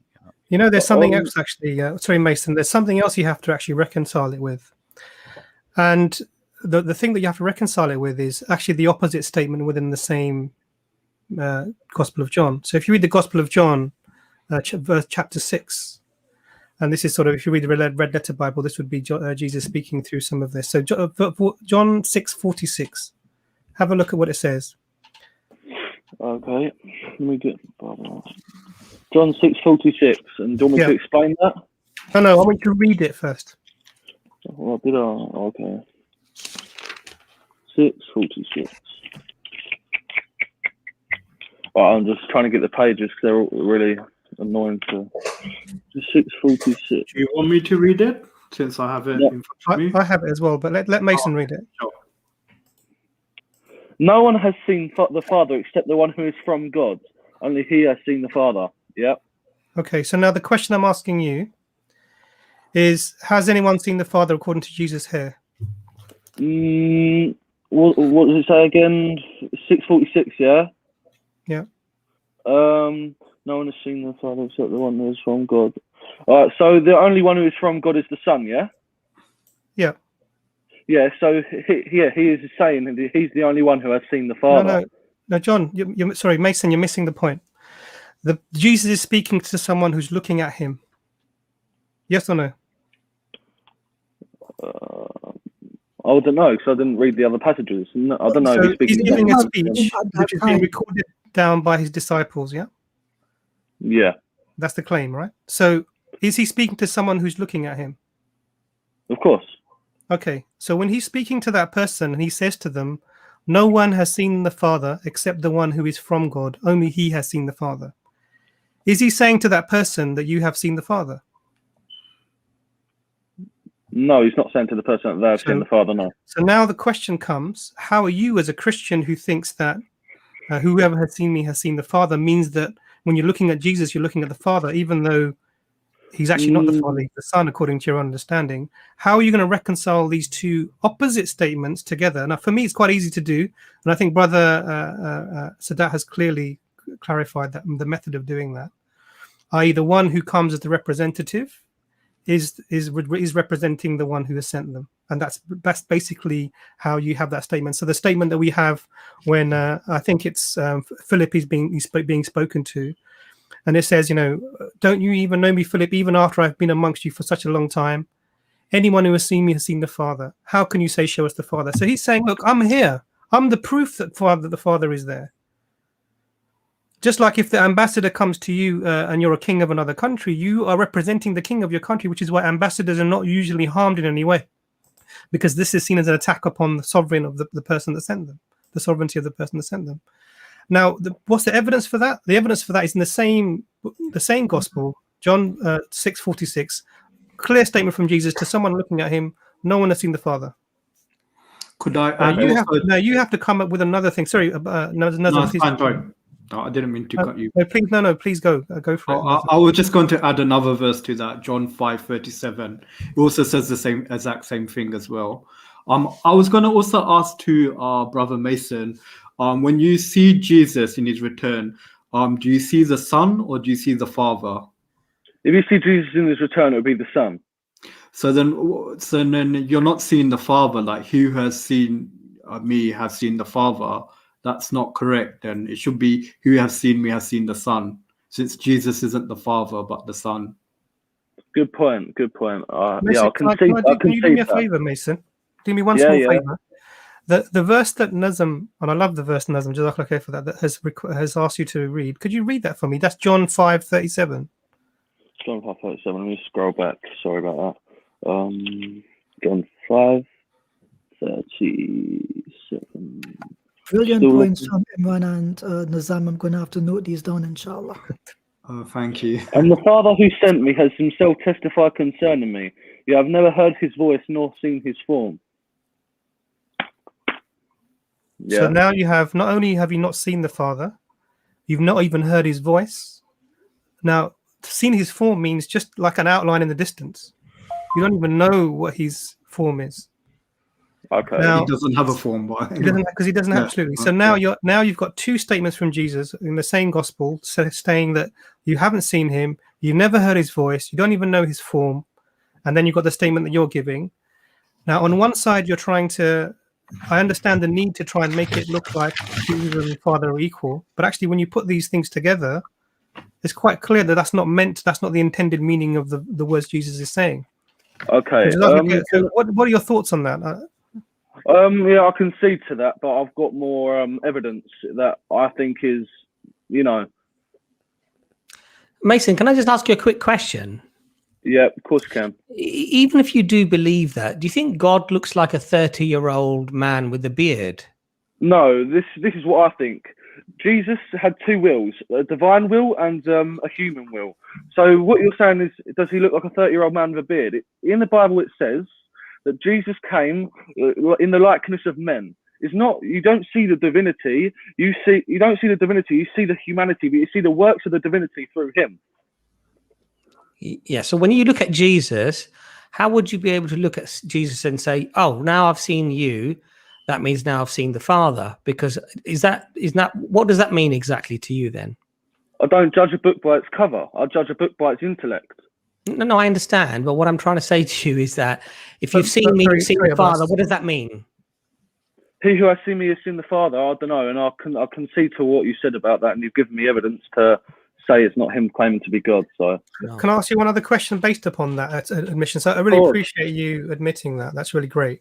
Yeah. Respect. So my question really is that if you've misunderstood something really fundamental, like Jesus saying that he's equal to the Father because he is the Father, if you look at him, do you think there's other things that could be Trinitarian that you could look at and say is this Trinitarian? Do you think there are other things that you've looked at and not misunderstood them? This one's unequivocal in what I think. Going back, Jesus said, "Go and baptize all nations in the name of the Father, the Son, and the Holy Spirit." And I want to ask you this question: would you be baptized in the name of a prophet? No, you wouldn't, because this is a ceremony about allowing the divinity into your life. Therefore, I don't know why someone would say baptize in the name of a prophet, God, and God's Spirit. There's God's Spirit that's not divine. Okay. So, Mason, there's also an easy answer to this. Does it say baptize in the names of or in the name of? In the name of. So does it say in the name or by the name? In the name. Because in Greek, the word in can also mean by or for or on behalf of. And Jesus did say that he came to baptize with fire, not with water. He came with the baptism of repentance and fire. So how does this work? Well, it says go and baptize. It says basically unequivocally, go and baptize in the name of them or by the name of them. It doesn't change. Because in the name of the Father, the Son, and the Holy Spirit, you wouldn't baptize by the name or in the name of a prophet. Like you wouldn't say baptism was Islamic. You wouldn't baptize in the name of Muhammad and Allah, would you? Because what you say is Jesus is a prophet, but here he says go and baptize in his name or by his name. So it doesn't really make sense. Well, so Mason, you wouldn't be baptized in Moses then? No, I would not be baptized in Moses' Because name. there's a curious passage, right, in 1 Corinthians chapter 10, verse 2. And I'm not completely sure what it means, but in that Paul is talking about the Israelites and says, all were baptized into Moses in the cloud and in the sea. Do you know what that means? That the Israelites were baptized in Moses or into Moses? What does that mean? Okay, what's the verse? 1 Corinthians chapter 10, verse 2. 1 Corinthians chapter 10, verse 2. Trying to find it in my Bible. Oh, mate. Yeah, I can't find it. What's the verse? 1 Corinthians? Chapter 10, verse 2. Yes, that's right. Chapter 10, verse 2. All I can find is 1 John and stuff like that, so I can't really find Corinthians. Gotta go back because 1 John that's towards the end of the book. Go more left. Colossians. Right. So 1 Corinthians is out. If you go to Acts and then you get Romans, then you get 1 Corinthians, you can stop there.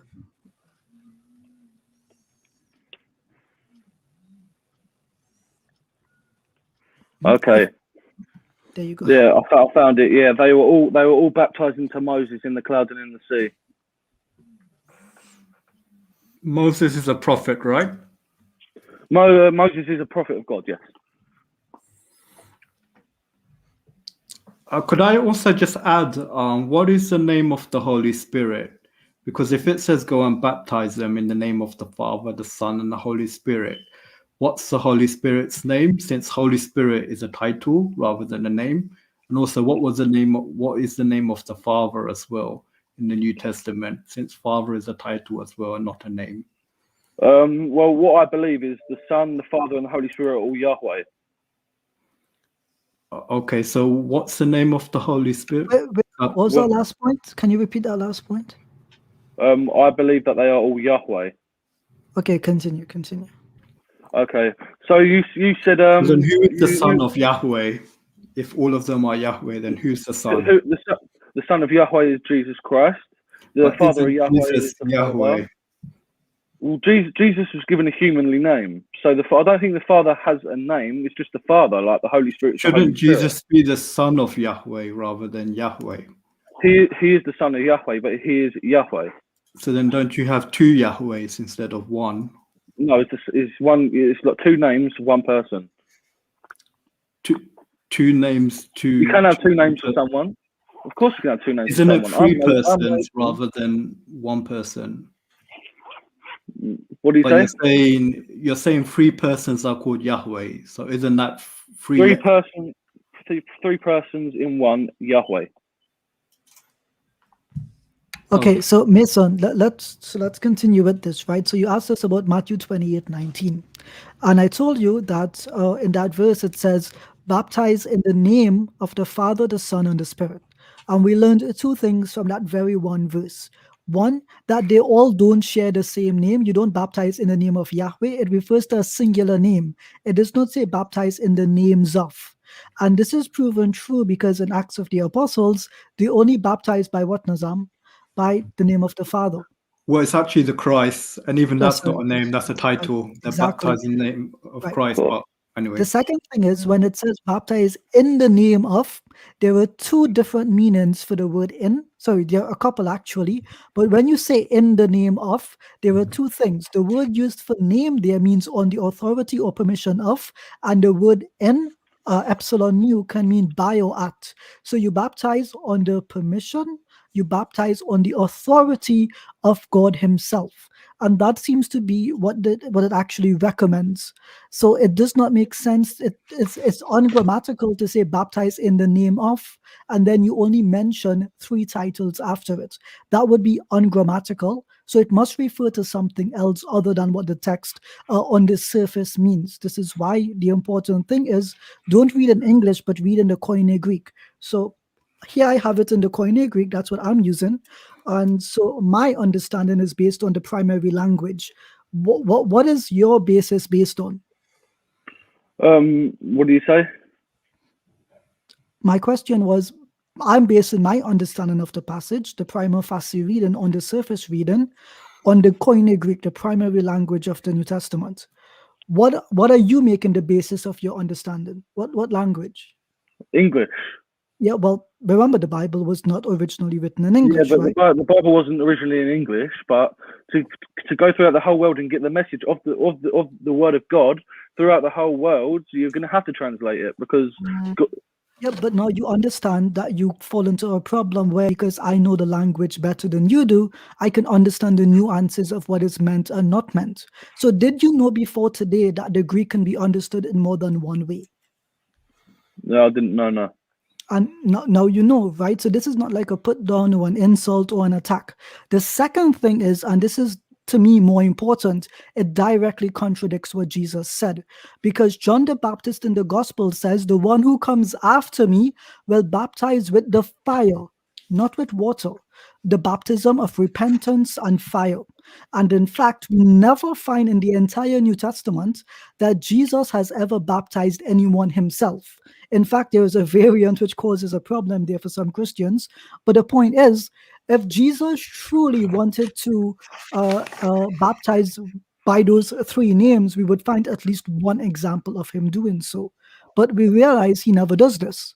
So do you see the layers of problems you have to find yourself in if you take that understanding, the Trinitarian understanding of that passage? Man, I've got limited knowledge, but that's okay. You just, I know, yeah, I admit you schooled me on this. No, don't worry, Mason. We're not trying to school you. That's not our intention. We're just trying to share stuff with you, so you can come to a reasonable conclusion. Now, Exactly. let me give you one other thing, because I know the brothers have said a lot to you, but I want to just give one other thing. So, if this was a statement that had been said by Jesus to his disciples, go and baptize in the name of the Father, of the Son, and the Holy Spirit, there are, I think, at least 3 baptisms that are done in the book of Acts by the disciples. Yeah. What do they say when they baptize? In the name of Jesus, I think it is. Yeah. So so you're absolutely right. So they say in the name of Jesus Christ. They use the title Christ. Now, so the question then comes to you: why weren't they following what Jesus said to them? That is a good question. So there's 2. I don't know. I'll give you 2 options. You can think of others if you like. They didn't. Those words weren't said to them. Yeah. So that's why they didn't use them. Because imagine Jesus had said something to you and you're one of his disciples. You're going to do that to the letter, right? So one option is those words weren't said to them. So that means that is fabricated. Or the second option is, which is even also problematic, is I think more problematic is if they were said to them, they ignored Jesus. Now I don't think I think the second one is less likely than the first one. There's also a third option I can think of. So what's the third option? Doesn't give the third option. The third option, if I'm not mistaken, Brother Ijaz can correct me, is there's a textual variant to this passage. So some of the church fathers or a church father quotes this passage as go and baptize in my name. And if that's the case, then they're like fulfilling the commandment in one way, in that they're baptizing in the name of Christ. So it doesn't say go and baptize in the name of the Father, the Son, Holy Spirit. It just says go into the world, make disciples, and baptize them in my name, rather than yeah. That may be the early reading. So can I ask you a question that might be useful for Mason as well? Is there not a baptism according to John the Baptist, baptized according to John? I think that was a baptism before being baptized with actually the Spirit. I think that was just like ceremonial. I don't know what the term is. But what they used in that, I think this is in Acts 19 as well somewhere. It was they were being asked, into what were you baptized? Paul asked the baptism of John. That was the question that Paul had asked, and they said the baptism of John. So and this is really. This is, again, we have this reference to Moses, baptism of Moses. We have the reference to baptism of John, and then we have the reference of the baptism of Jesus. So we're seeing sort of a pattern here. When you do the baptism, you would take maybe the method. It's all frozen. Brother Mason, please take our email address and do stay in touch. And we know we're happy to sort of discuss things further with you. But brother, what we're calling you to really is a God that doesn't need to become a man, come down to earth, be stripped naked, be tortured, abused, spat at, and then be nailed to a cross so we can be forgiven. We believe in Islam, and Allah says that you just ask Allah for forgiveness with sincerity, and I shall forgive you. And that's a merciful God, and that doesn't require all these hoops to jump through to try to justify these things. But please do stay in touch. I think you did say 5 minutes to the other guys on the stream when they're getting upset with you. But please do email us and do stay in touch. And I hope that you feel that we were respectful of you. And then it wasn't something just to bash you. Can I ask Mason a question before he goes? Oh, he's gone. Yeah, of course. Mason, have you ever looked into Islam? I've got a Quran. Have you read it? I've read a little bit of it. I'm not a fan, but I want to keep looking into it. I think the question that Brother Abbas asked was really important. Do you believe that God can forgive sin without blood? I haven't looked into that enough. My knowledge is limited, but I'm on a discipleship with someone you might know, but I'm not going to say his name. But I want to learn from him, and I want to learn from you guys as well, but I don't want to get confused. So I'm going to learn from him, and I'll come back to you guys soon. Okay, no problem. Mason, keep in touch. You got our email. And also Twitter or Facebook as well. You can find us as well. Okay, yeah. The guy giving me a discipleship, you know him very well, but I don't really want to say his name. So, yeah. That's okay. Well, I was interested in you, so. Take care, mate. Okay, So thanks for the answers, bye. Thank you. Good night. All the best. Good God night. bless. All the best, mate. All the best. Okay, so who's on next? Because I think we're going to be running out of time, and there's quite a few people on the chat there waiting. Okay, so Cyprus Byzantium, please state your question. Well, hey guys. I just want to ask you guys, how are you? We're fine, thank you very much. very well, welcome. So I just wanted, so is open forum, I don't know how this format works. Do you guys is it more of a Q&A, or do I just or I can just talk about anything I would like? I'm not sure. It's a Q&A. So you ask a question or you make a statement, you ask our reply on that or response on that. Okay, so I guess my question would be is that why do my question is that why do Muslims believe that the Quran has been perfectly preserved? And if so, I would just like to know the evidence for it. Well, I'd say one of the main evidences for it is something that we can witness today. And if you go to YouTube and you just type in Quran memorizer child or children Quran memorizers, you will have a series of videos of children as young as 5 years old and 3 years old who've memorized the entire Quran. The surprising thing actually is that many of these children are not even native Arab speakers or Arabs themselves. And this is one of the things that the Quran actually claims. Allah claims in the Quran, Allah says that we have made it easy for you to remember. We have some 11 million huffaz today, memorizers of the Quran. Now, what we would have to argue, my friend, is that the very people that learnt the Quran from the Prophet Muhammad, peace be upon him, who understood classical Arabic, who learnt the Quran from the Prophet, who were checked as to their recitation from the Prophet, somehow in the first year, because the first copy of the Quran was written by Abu Bakr, the first Caliph, would have somehow had group amnesia and forgotten, despite being memorizers themselves. Not only that, but you would have to claim that the multiple chains of narration, so we have what's called isnad, we have chains of narrations where we know each and every member of the chain going right back to the Prophet Muhammad, peace be upon him. We can name them, we can name their teachers, we have their biographies often. And what we would have to claim is that despite these chains ending up in different parts of the world, that the recitation somehow magically is identical without preservation. And quite frankly, brother, these discussions really and these type of arguments are absurd in the light of the evidence that we actually have today. We have physical evidence of the huffaz and just how widespread this memorization is. And as I mentioned earlier, this is not just something that Muslims are saying. This is something that non-Muslim academics are saying. And I'm not going to read their quotes again, such as Professor William A. Graham at Harvard University, who's a professor of religious and Islamic studies. And, you know, Albert Cragg was an assistant professor of philosophy at the American University of Beirut, also an Anglican bishop, and he was a scholar commenting widely on religious topics for more than 50 years. We have countless non-Muslim academics who are actually confirming what we're saying, which is that the preservation is in fact in many ways superior to the written text.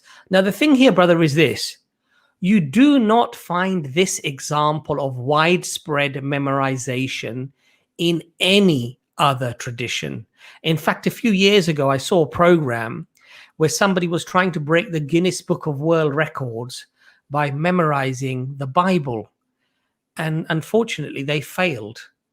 This was one person, and they failed. We have millions, 11 million today, including children, young children who don't speak Arabic. They don't even understand the text that they're able to memorize. Subhanallah. So there's no other explanation other than memorization. Nothing else fits. And that's the point. Okay, thank you. And also, can I just add something very to that? There's a movie, isn't there, called Eli? I don't know if anyone has seen the movie with Eli. The Book of Book Eli. of Eli. The Book of Eli. That's it. The Book of Eli. Now, I've not seen it. I recommend watching it. It's very gory, but it's interesting because what it's about is someone who, in a post-apocalyptic time, somebody comes along and he makes a massive journey to a place where all books are gathered together, and he then recites from memory a book, and that book happens to be the King James version of the Bible. Okay, and when I watched that for the first time, I was like, why would you make a movie about this? And there are like millions and millions of Muslims who do this all the time, and it just seemed that the person who made this movie, because they wanted to put forward this massively impressive concept of somebody having memorized the holy text, and it was a miracle. They presented it as a miracle that this was somehow within this individual. That this miracle happens on a almost normative basis amongst the Muslims, where we have millions and millions of children, adults, elderly, who have memorized the Quran from letter by letter, vowel by vowel, and even nuance by nuance. I mean, literally, they'll tell you if you're reciting something for too long. Oh no, you've recited this sound for 5 milliseconds longer than it needs to be recited for. Literally, it's like that sort of precision. And so it fascinates me that was made into a movie. So you have to make 11 million movies of Muslims reciting the Quran from memory to get to make it equivalent. And each one of those movies is not a fictional movie; it's a biopic. Is that the word? Yeah, absolutely. Bioepic or something. Yeah. Biopic. The thing is, it's unfair because the Bible is so much longer than the Quran. So to be fair, I think that challenge should be downgraded to New Testament. Okay, just memorize the New Testament, and we'll be impressed. We'll be impressed with that.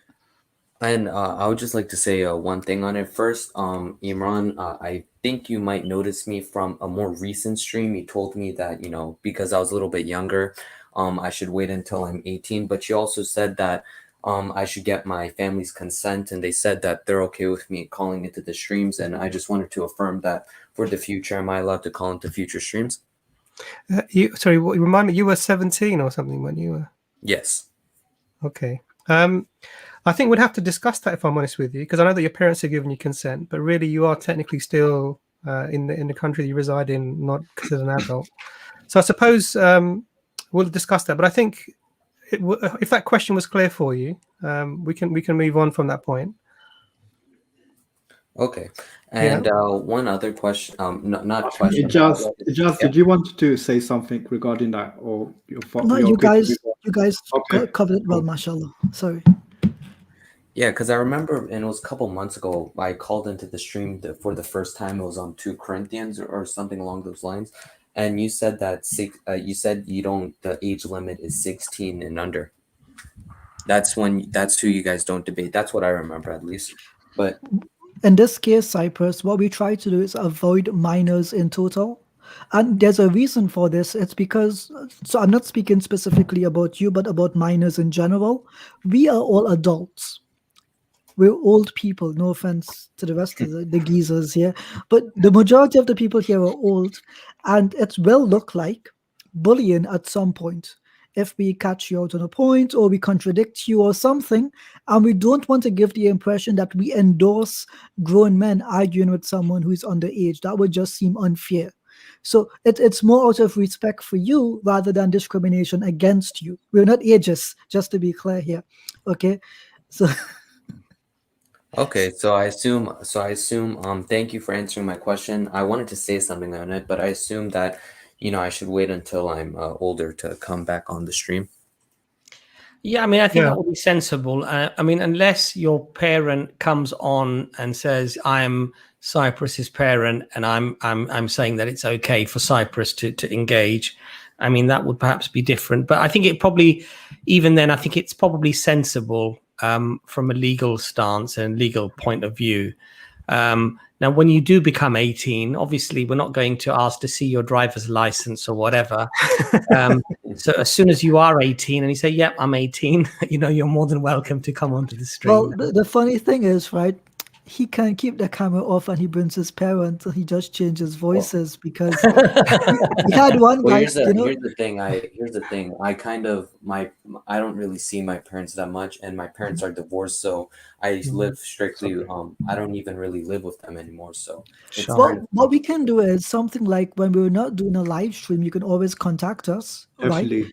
And if your parents send an email or something, that could work. But because it's a live stream and we don't know what can happen, what people in the comments can say, maybe you might get offended by something. We just want to be above board because, like I said, you matter to us, but we don't want to take advantage of your youth.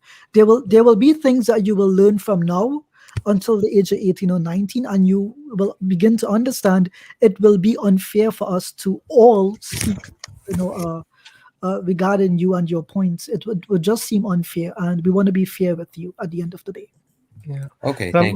I'm quite saddened to hear about your parents, and I know it must be quite difficult to deal with that.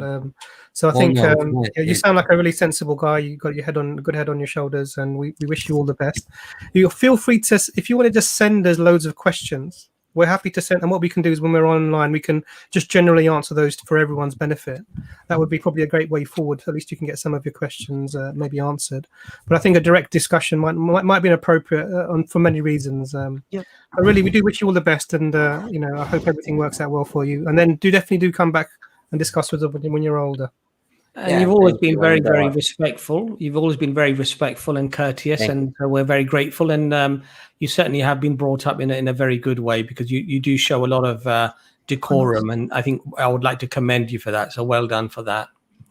Yeah, and just one last thing. And it's not even a big deal because it happened when I was much younger. It happened when I was 2 years old. But I'm just, I'm trying to, learn in between, because my dad is Iranian. He's, he was brought up in a Muslim family, and my mom is Armenian, and she was brought up in a Christian family. So it's been kind of, But feel free to email us and ask any questions that you might have. It's a pleasure to speak to you. You have a lovely day. God bless you all. Bye. Good evening. Take care. Andrew, thank you. A very nice young man. It's a shame that there aren't more people like him with impeccable etiquette and manners when they come on. But I think this is really fascinating. So there's a point here that was made by Robert. Robert's a good guy. He's an atheist, and what he says is that. Let me put it up on the screen. He says it's a little confused. So the panel are worried about talking to a minor about Allah and Islam. Yet I presume those with children teach their children about Allah and Islam. So there's actually a huge difference between teaching your own child your ways and your beliefs and teaching someone else's child the same thing. And I think that's probably, and we're just trying to be cautious, A, because we don't want to be taking advantage of anybody, and B, because there is a legal issue here and we don't want any issues coming from that. Yeah, I mean, to be honest, it doesn't even need explaining. I mean, you have legal rights over your children to teach them what you think is good. Though, because that's and you don't have legal rights to teach somebody else's children. That's just common sense. So, Okay. Ryan, good day. How are you? Hi, Ryan. I'm doing good. Hey, Ryan. Hey, Nazam. Hi. So, Ryan, what do you have for us today then? Well, I've kind of been having a interesting discussion in the backstage area here with a brother by the name of Hassan, and I thought maybe it'd be an interesting one to bring to the forefront. Hey, Ryan, how are you doing? Good to see you, by the way. Yeah, thank you too, Sadat. Jaz, good to see that you're feeling good today. Thank you. Thank you. So Brother Hassan says, you don't have to be Muslim or whatever to know that the Bible isn't inspired by God. And I had a little inspiration maybe. And what does inspire mean? Is it really fair to say that the Bible isn't inspired by God? Is that the question for the panel or anyone in particular? Well, it's a question for the panel. Mm. And I think it comes down to, what the actual meaning of inspire is. So what are your thoughts on that? So obviously there's the technical meaning, which means breathed in or, God conveyed. But then there's the other meaning where the idea is brought by God, but the human expresses them in their own words. In this case, when I read the New Testament, I do not believe it is inspired by God, that God revealed it as word by word something from him. However, I can say that the authors of the New Testament maybe were inspired by the Old Testament, which they had in their use at their time. That would be my distinction. I don't know if the others on the panel may answer differently. Yeah. It seems like it's something that does need clarification. Ryan, you see, when you say inspired by God, there is only one point of having that inspiration, and that one point would be that the words of God, i.e., the commandments of God, and the words of Jesus, which would be, according to you, the commandments of God as well, those words would be preserved. That's the whole point of having that inspiration. If, however, you have the very disciples disagreeing, for example, with Paul's doctrine, and they ask him to take the Nazarite vow and shave his head and do the sacrifice because he's teaching people things that they don't want him to teach, then clearly God is not inspiring those individuals, because there is a direct contradiction. God cannot ask a group of people to do one thing and at the same time be asking another group of people to do the exact opposite thing. That is inherently something that is not inspired by God. And we have lots of evidence to prove that this is the case, you see. So what is your view in terms of inspiration? Do you think that these contradictions simply don't matter and therefore it is still inspired? Do you think Paul was inspired despite telling people that they don't need to keep the law, and the disciples were inspired when they brought Paul back to the Council of Jerusalem and they told him to take the sacrifice, take the Nazarite vow, shave his head, so that the people know that you're not teaching these things? Are both of these groups inspired by God? Because that simply doesn't make sense, Ryan. Yeah, in order to get to answering your question, I like the path that Brother Ajaz was kind of proposing here, that there's different ways of understanding inspired.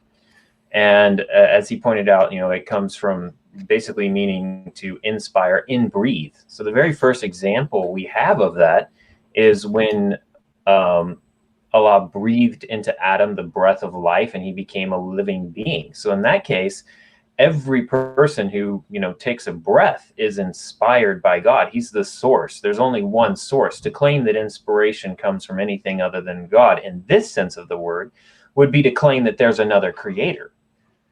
And so we have that definition, and then we have this other idea that God spoke to men and they wrote down exactly what he said, and kind of like automatons, robots, and that's definitely not how I view the scriptures.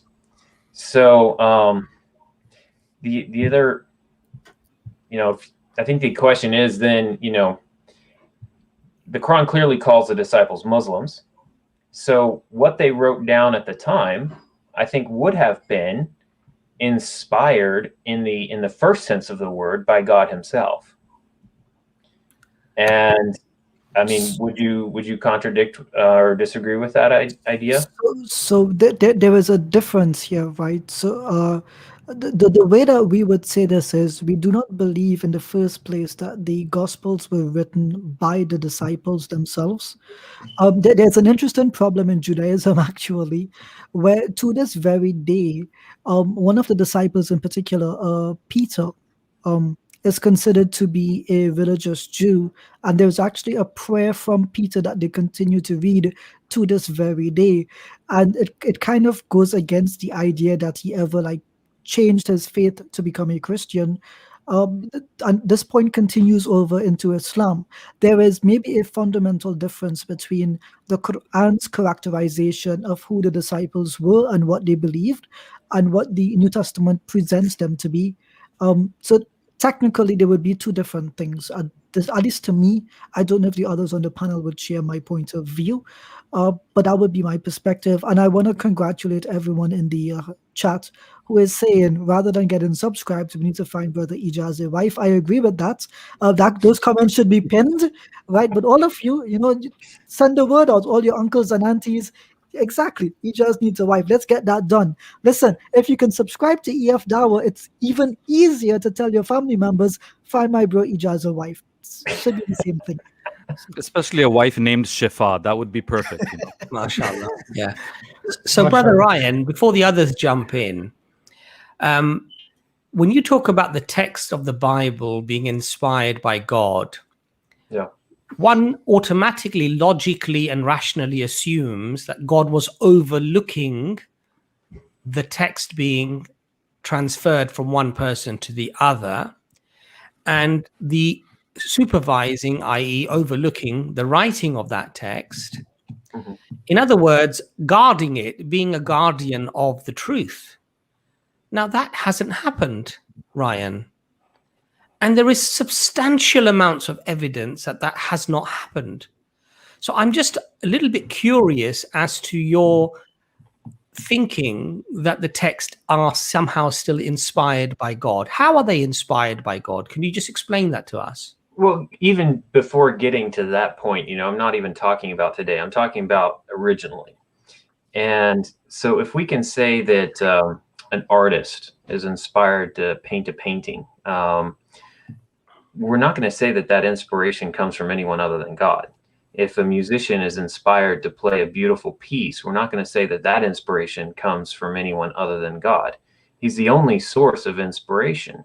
And so we're talking about this idea of original purity of the inspiration and being different from the idea of corrupting it later. It's almost like saying, well, everyone is born a Muslim, but then is corrupted later. And to say that the original text is inspired by someone other than the creator is almost akin to saying that there's original sin. But we're not saying that, Ryan. We actually agree with what you're saying. We believe that all of the prophets were inspired by God. We believe all of the prophets spoke the truth. We believe Jesus, peace be upon him, was a prophet of God. We believe that Jesus was given the book, the Injil, and he spoke the Injil to the people. We're not saying that that was not inspiration. We're talking about the Bible that you hold in your hand today. That clearly is not the inspired word of God. And that is your default position to go back to attain guidance. Now, if that's not inspired by God because it hasn't been preserved, I would humbly say that it should not be your default position to go back to get guidance and to organize your life in a way that would be pleasing to God, because those are not God's words. I think this is quite a logical and rational argument, quite frankly. But is it fair to say that if someone were to go and draw a mustache on the Mona Lisa, that suddenly the Mona Lisa becomes an uninspired work of art? Is it fair to say that because something has later additions to it, and a perfect example is the Johannine comma, 1 John 5:7, right? What greater proof that Trinity isn't in the Bible than to have to insert a text to back up the idea that Trinity is in the Bible, right? So, I mean, that's almost like defacing the Mona Lisa. It doesn't mean that the Bible is uninspired. What it means is it's been corrupted. And I think there's a difference in those two conceptions, right? So there's a presupposition here, which, some of us may disagree with, which is we don't believe that the Bible as it is, or as it was originally written in the first century, would have been the Injil from God himself. So because the Quran actually mentions that we gave Isa alayhi salam the Injil. Now, this would mean that in his own time, in his own day, that is exactly what Jesus would have preached. Rather, the alternative side of the story is that what we have today from this book would be stories from the eyewitnesses or people of his own era writing about him himself. So I think that we're speaking about two different objects. So I see some nods. Would you guys want to jump in and contextualize? No, absolutely. I mean, Paul's letters were completely uncorrupted and original, and they had Paul's fingerprint on it. how would that constitute the Injil for Muslims? How would Paul's letters be part of the Injil? It wouldn't be, right? So it wouldn't be authoritative for us as scripture. At best, it would be a bit of early church history, right? The other thing is, using your example of the Mona Lisa, I mean, this actually happened somewhere where a very famous piece of art was defaced by someone, but the person who defaced it claimed to be an artist as well, and he said, I was just like improving it, I was doing my thing. Okay, fair enough. You know, we can be liberal and open-minded enough to say, hey, this fellow who defaced the Mona Lisa in this theoretical example, drew the mustache on the Mona Lisa, that too is a statement. That too is a piece of art. That too, he was inspired to do that. But nonetheless, that was not the original intent of the original artist. I think Michelangelo, is it, or Da Vinci? Sorry, Leonardo da Vinci, right? Yeah.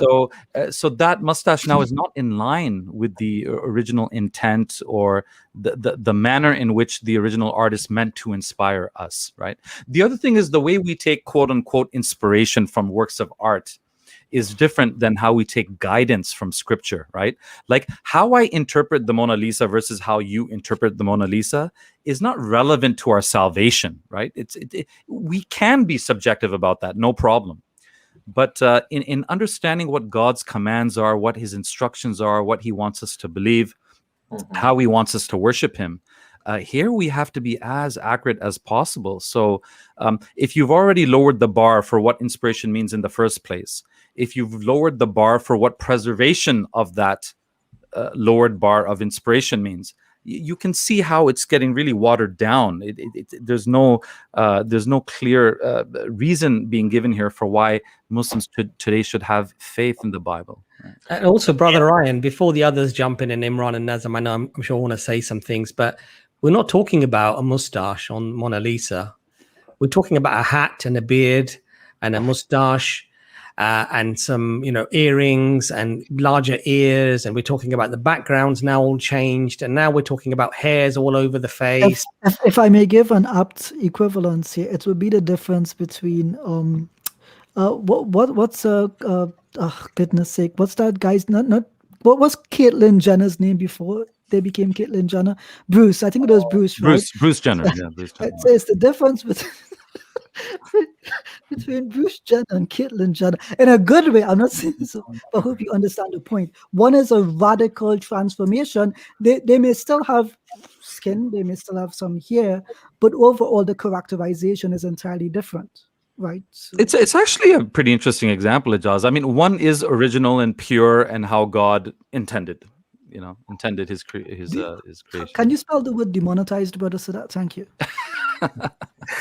So, you said, we don't want to do is kind of downgrade what inspiration is. And I don't think that's what I'm doing here. I think I'm actually upgrading what I mean by inspiration, because some people, when they say inspiration, they think that God is literally dictating to someone and he's writing it down. And I'm saying, no, I think what inspiration is everything comes from God. He made all things good. It's perfect when he makes it.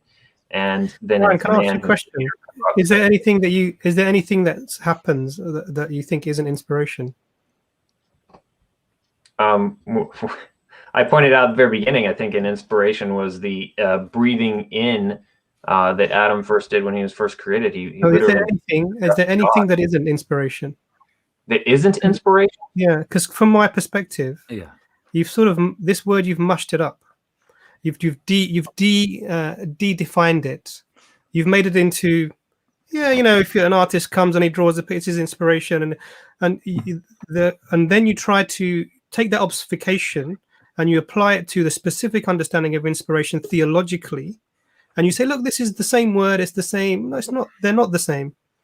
And I know that it sounds very woolly and fluffy and nice to say, well, this is inspired, so that's inspired. And, my coffee was great, my wife was inspired, whatever. I mean, it's literally what you're taking that word and you're devaluing it in the sense that we want to use it specifically for religious texts that have come from people who've claimed inspiration from their creator. Now, that's a big difference from saying, yes, I had a wonderful feeling after I had, woke up in the morning, 8 hours of sleep, and I composed this wonderful, concert. They're completely different things. And what it seems to me is you've sort of try to make this, equivalence. And I think you do the similar thing you did with the word, messenger. I don't know what this means, and it's almost like you overthought it. And what you end up overthinking it is you sort of say, well, actually, I'm not even going to try and understand the definition of this until I do some other. And I don't know what that research was and where you've arrived at that. But the inspiration that we're talking about when it comes to religious texts is a specific type of inspiration that isn't the same type of inspiration that you have when other things are inspired, like the coffee and the tea and the, and the paintings and the music. And I think that it's important not to muddy the waters and to keep the things clear, because otherwise what's going to happen is you're actually not going to make any headway, because you're walking through a treacle of confusion. What we have to remember is that even Satan, the adversary, Iblis himself, was inspired by God at one point, because he was created with a purpose, and he was created to be the choir master, the leader of praise. So he was constantly spewing forth further inspiration as the leader of the rest of the angels until he, in his pride, he refused to obey God and wanted to become his own God. And so I think this is where you've delineated something. Sorry, inspiration and the corruption of inspiration. Sorry, Ryan. I think what you've done here, is you've delineated the problem now a little bit better, because you're saying even Satan can inspire. No. We're talking about inspiration. He was originally created we're all created with a creative power. We all, have children that we create. We have words that we create. We have art that we create. So we are created as representatives of God with a certain amount of creative power, a certain amount of ability to inspire. But that inspiration comes from God, and it's pure unless we corrupt it. So I love Dr. Imran's question. Dr. Imran, you asked the question that is there anything that is not inspired? So Ryan, I'm just reposing that question. Is there anything that is not inspired? For example, if I wrote a book now on a manual of Satan worship, of how to worship Satan, if I feel inspired to write a book that blasphemes, God forbid, and insults Jesus and Mary, where is your red line, right? Where is your red line? At what point do you say that is not inspired, or it's certainly not inspired by God? It's inspired by some anti-God force, and we should not look to that book now. It's reached such a level of corruption that we can't look at that book for guidance or moral instruction anymore. Like, where's your red line? Is there anything that is not inspired of God? If everything is inspired by God, everything is pure. Where do you draw the red line? Right. Well, that you said it. You said inspired by Satan, or inspired by something evil or bad or wicked. That's where you draw the red line. And so I think it's our job then to go and look at the original scriptures and find out, where was it corrupted? Where was the inspiration changed? Because everything ultimately, God is a source. Everything ultimately is inspired by him. So, and it's Ryan, taking that thought, because even the inspiration from the Satan, you think this obviously Satan was inspired to give that inspiration. So even that inspiration ultimately is from God. So the same point, and I sort of, I remember I spoke over that question, but I think what you're doing by saying that essentially everything is inspired, is you're taking away the meaning of the word inspiration. And I think you have to be really careful about not being able to make headway. I think what Ryan means is everything may be inspired, but not everything is necessarily inspired by God. And yeah, I mean, Muslims would also agree, like in terms of the Bible, we wouldn't necessarily say everything was inspired by God. I mean, as Brother Sadat pointed out, wouldn't necessarily believe that Paul was a bona fide apostle of Christ. But of course, we have no problem in accepting that the disciples of Jesus may have had some kind of ilham, what we call ilham, some kind of inspiration. And Isa, Jesus Christ, peace be upon him, received wahi, revelation from God Almighty. So, but yeah, if someone comes up with the cure for COVID, for example, then yeah, maybe that person was ilham. God inspired that person or guided that person in the right direction to come up with some kind of cure for COVID. Yes. All I'm trying to say is that I believe that everything that is still good in the Bible is still good because it was originally inspired. And everything that is bad is because God allows us to, and the angels to actually perform some inspiration ourselves. And so the evil forces, the evil angels have inspired evil things. Brother Ryan, I'll give you an even better way, Ryan. Sure. We have a text which we believe and you believe is inspired and is preserved, uncorrupted. Accept it. Well, exactly. When you say that there is some good in the Bible and there's some corruption in the Bible, we agree with that. We agree that there's much that is good and original in the Bible, and there's also human corruption in the Bible as well too. But the difference is that we have a criterion by which we judge as to what is good and original and what is not. But if you don't have a higher criterion other than your own personal sense of inspiration, how will you judge? How will you judge what is good and edifying versus what is bad and corrupting? How would you judge other than by using your own intellect or your own idea of personal inspiration, right? God created us to know Him, to have relationship with Him. And so if we are earnestly seeking truth, we're going to find it. And when I pointed down here, I was referring to the text that just popped on the screen. Someone said, the Quran is the only truth. And I'm sorry, but that's just not true, because truth is truth wherever it is found. And there's a lot of truth in the Quran. There's truth in the Bible as well. And no, I don't think he meant to. Bible and the Quran that agree. So we can't say that the Bible was uninspired. And that's its very foundation. That's the only point I want to make, is that we cannot say that the Bible was uninspired at its foundation, because Brother Ryan, as long as it has truth, it's inspired. Brother Ryan, even the problem that you have there is this: whatever is not inspired by God has to be from Satan. Okay. Now the problem that you have is that 2,000 years later, when those words were spoken, and hundreds of years later, 6, 7, 10 generations later, the complete Bible, the Codex Sinaiticus that we have, you're talking about nearly 10 generations later, was actually compiled and written down. Even that Bible, Christians do not necessarily agree with all of the teachings and the verses in that Bible.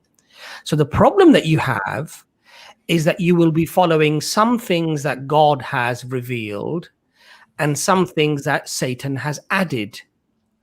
And this is why it is but logical from your own testimony, it is but logical that God would not leave Satan influencing his words and misguiding his people, because on the day of judgment, you would have a valid excuse, because you would be able to say to God, we couldn't really know which words were from Satan and which words were from God, because even within Christendom, even within our scholarship, people didn't agree to these things.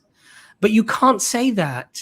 And the reason why you can't say that is for the logical reason that must come after, which is that a book must come after which corrects the faults of the one that was revealed, where Satan has obviously added things in. And that book has to be preserved. Otherwise, again, mankind would have an excuse with God about not having a preserved text. Yeah. Now, the Quran not only claims to be the last revelation to mankind, not only does it confirm that it is going to be preserved, and Allah says, we shall guard it from corruption, but the last messenger also stated that I am the seal of the prophets. I'm the last of the messengers. So the question to you, Brother Ryan, is this: why don't you become Muslim? Why don't you actually follow what God revealed rather than a mixture of God and Satan revealed? No. You've got me all wrong, brother. This is why I love having conversations with Muslims. I love having conversations with Muslims and engaging with the Quran, because when I read stuff in the Quran, I go back to the Bible and I find where I've been taught wrong, not where the words are wrong, but where I've been taught wrong. And so I go back and I look at things like, okay, you know, Jesus is not Allah. And I go back to the Bible and I go, oh, wait a second. The Bible says, you know, Jesus' own words, he says, the Father is greater than I. That Ryan, means what about the bit where it says having these conversations with you guys, because I can go back and look at things. But for me being a faithful person of the book, I have to keep Surah Al-Ma'idah 47 in mind. Ryan, what about the bit where it says that Jesus was not killed nor crucified? Did you go back and see how you misunderstood that? And, you know, my friend, that's where I believe Muslims have an issue in understanding the Quran themselves. So you seem to be cherry picking on the things that you do like, and the things that you don't like, you seem to sort of trash out. See, Ryan, one of the things about Ryan, one of the things about he was not, they did not kill him, not that he didn't die, Ryan, and not that he it was says, crucified. It says, for surely they killed him not. So it confirms actually that he wasn't killed, he wasn't crucified, and this was made an assured fact that he wasn't killed. And then immediately after that, he was raised. The verse is quite clear. So it's interesting that really the reality is that you have an issue with Islamic doctrine, and really you should get to the point of this, and maybe we can move forward on these things. So you believe Jesus died on the cross. We clearly believe that that's God can forgive sins without having blood. And this is where our conversations might be fruitful if we actually dealt with the things, not that we feel are similar, but actually the things that we disagree on, because you seem to sort of, you know, sort of whitewash things that are similar and try and merge them together. But let's deal with the things actually in a nice way, deal with the things that we don't agree with. So, but maybe that's not the conversation for this time, because I'm just cognizant of the time. Yeah, you Before know, you go, Ryan, I do have differences with the way Islam interprets the Quran today. I don't have issues with what the Quran actually says. Before you go, Ryan, actually, thanks for coming on, and you've been a great guest again. The Quran also says, "Lam yalid wa lam yulad." He begetteth not, nor is he begotten, which again completely contradicts to the belief that some Christians, or most Christians, No, it doesn't. Go watch Brother Ijaz's latest video. It does not contradict what the Bible says. The Bible says monogenes, and as a scientist, I know genes is kind. And in the original Greek, it's one of a kind. It's not begotten. That's a mistranslation. So, well, that's fine. What the Quran does, again, this is exactly my point. The Quran re-educates Christians on what the Bible is actually saying. If it's able to do that, Ryan, that means it's from God, right? I've never said that it's not. I said it contains the word of God. To be sincere, Ryan, to be sincere, then when Allah is telling you in the Quran that you have to follow the Prophet Muhammad, peace be upon him, because he's the last messenger. Yeah. When it says that he is Rahmatul Alameen, a mercy to all of humanity, all of human beings. When it says he's the seal of the prophets. When it says that if you're not obedient to the Prophet Muhammad, you're not obedient to Allah. When it says all of those things, don't you think it would be sensible with sincerity to take that message on? The message that says to you that it's the book that is sent down to what's the Arabic word that's used as a checker, the Muhaymin. It's the verifier, the checker, the clarifier, the corrector, okay, of what came before. So when that happens, a sincere soul seeking the pleasure of Allah subhanahu wa ta'ala, his Lord, his creator, his sustainer, they will sacrifice their personal beliefs and personal inclinations to remain within one's own forefathers or traditions or whatever, and they will go with whatever God tells them to go to and to go with. And that's what we're inviting you to, Brother Ryan. So it's a pleasure that you've come on. We really do appreciate you coming on, and please do come on again. Yeah, absolutely. And, you know, I'm always open to learning where maybe there's places where I don't follow the prophets, because I'm very interested in following the prophets. Absolutely. As you say. So thank you. Keep in touch. It's a pleasure to meet you. Have a nice evening. So I think that's probably a good place to start with the contradictions rather than the supposed similarities and things. Yeah, I mean, see, what happens is there's some conversations that we have with Christians, or even in real life, we have conversations or debates with Christians where maybe it takes them out of their comfort zone to acknowledge that there's similarities between Islam and Christianity too. So some people are only comfortable discussing differences, right? But the opposite happens too sometimes. Sometimes people are just much more comfortable about discussing similarities and they don't want to discuss the differences. But you know, you have to get out of the comfort zone and say, okay, let's kind of work out where our differences are. Frank, welcome. Sir Frank, welcome. Oh, Frank, there you go.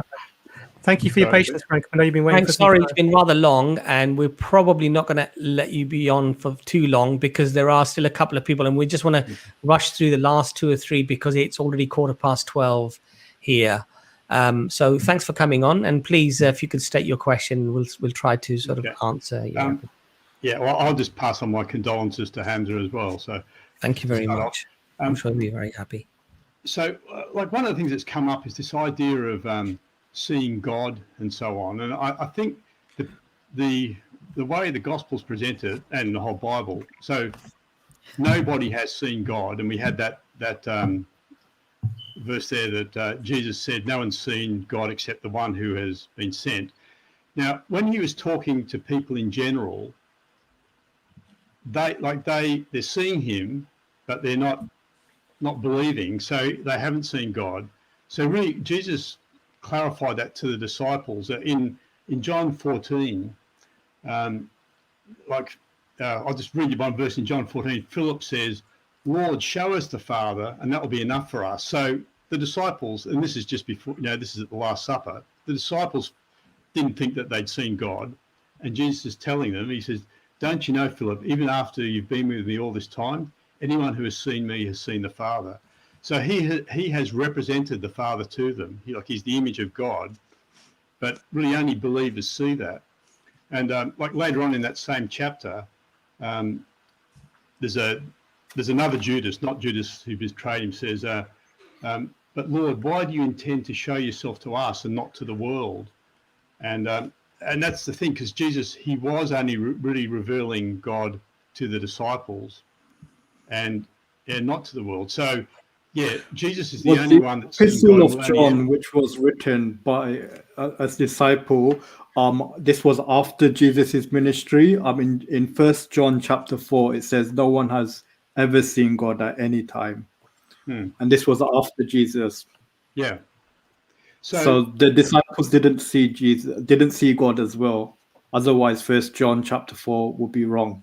Well, in a sense, because God is invisible, no one will ever see the invisible God. Like he's not to be seen, but Jesus is the representation. So, at the resurrection, we will not see God; we'll see Jesus. I don't actually have a problem with much of that language. Like what you build on it as a Christian is different from what I would build on that, right? But in as far as you talking about Jesus being the image of God or the representative of God, like, brothers, correct me if I'm getting too mystical here, right? But I mean, all of the prophets, they reflected in some way, the mercy of God, right? The love of God, as well as the anger of God, the wrath of God. So in this sense, they were a limited reflection of God's attributes. And so is nature, right? In the erupting volcano, the cloud, the rain, in all of this, are signs the Quran tells us to reflect on this. But again, what you build on it as a Christian would be different from what we build on it. So for us, an image is still an image. It's not the original. When I look in the mirror, that's my reflection. That's not me.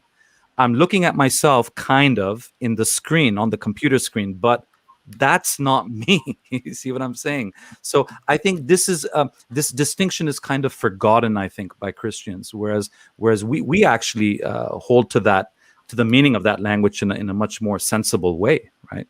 The image is not the original. Yeah. Frank, thank you very much for coming on. We have a lot of people to get through, so we do appreciate it. Hopefully next time we'll be able to get you on for a bit longer. Okay. Thanks for waiting, Frank, and sorry to keep you waiting for such a long time. See you then. You have a nice evening. Bye-bye.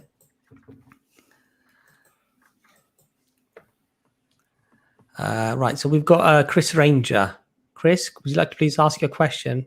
Christ. Hello. Sorry, Christ Ranger. I beg your pardon. I haven't got my glasses on. Hello. I hope everyone's doing well.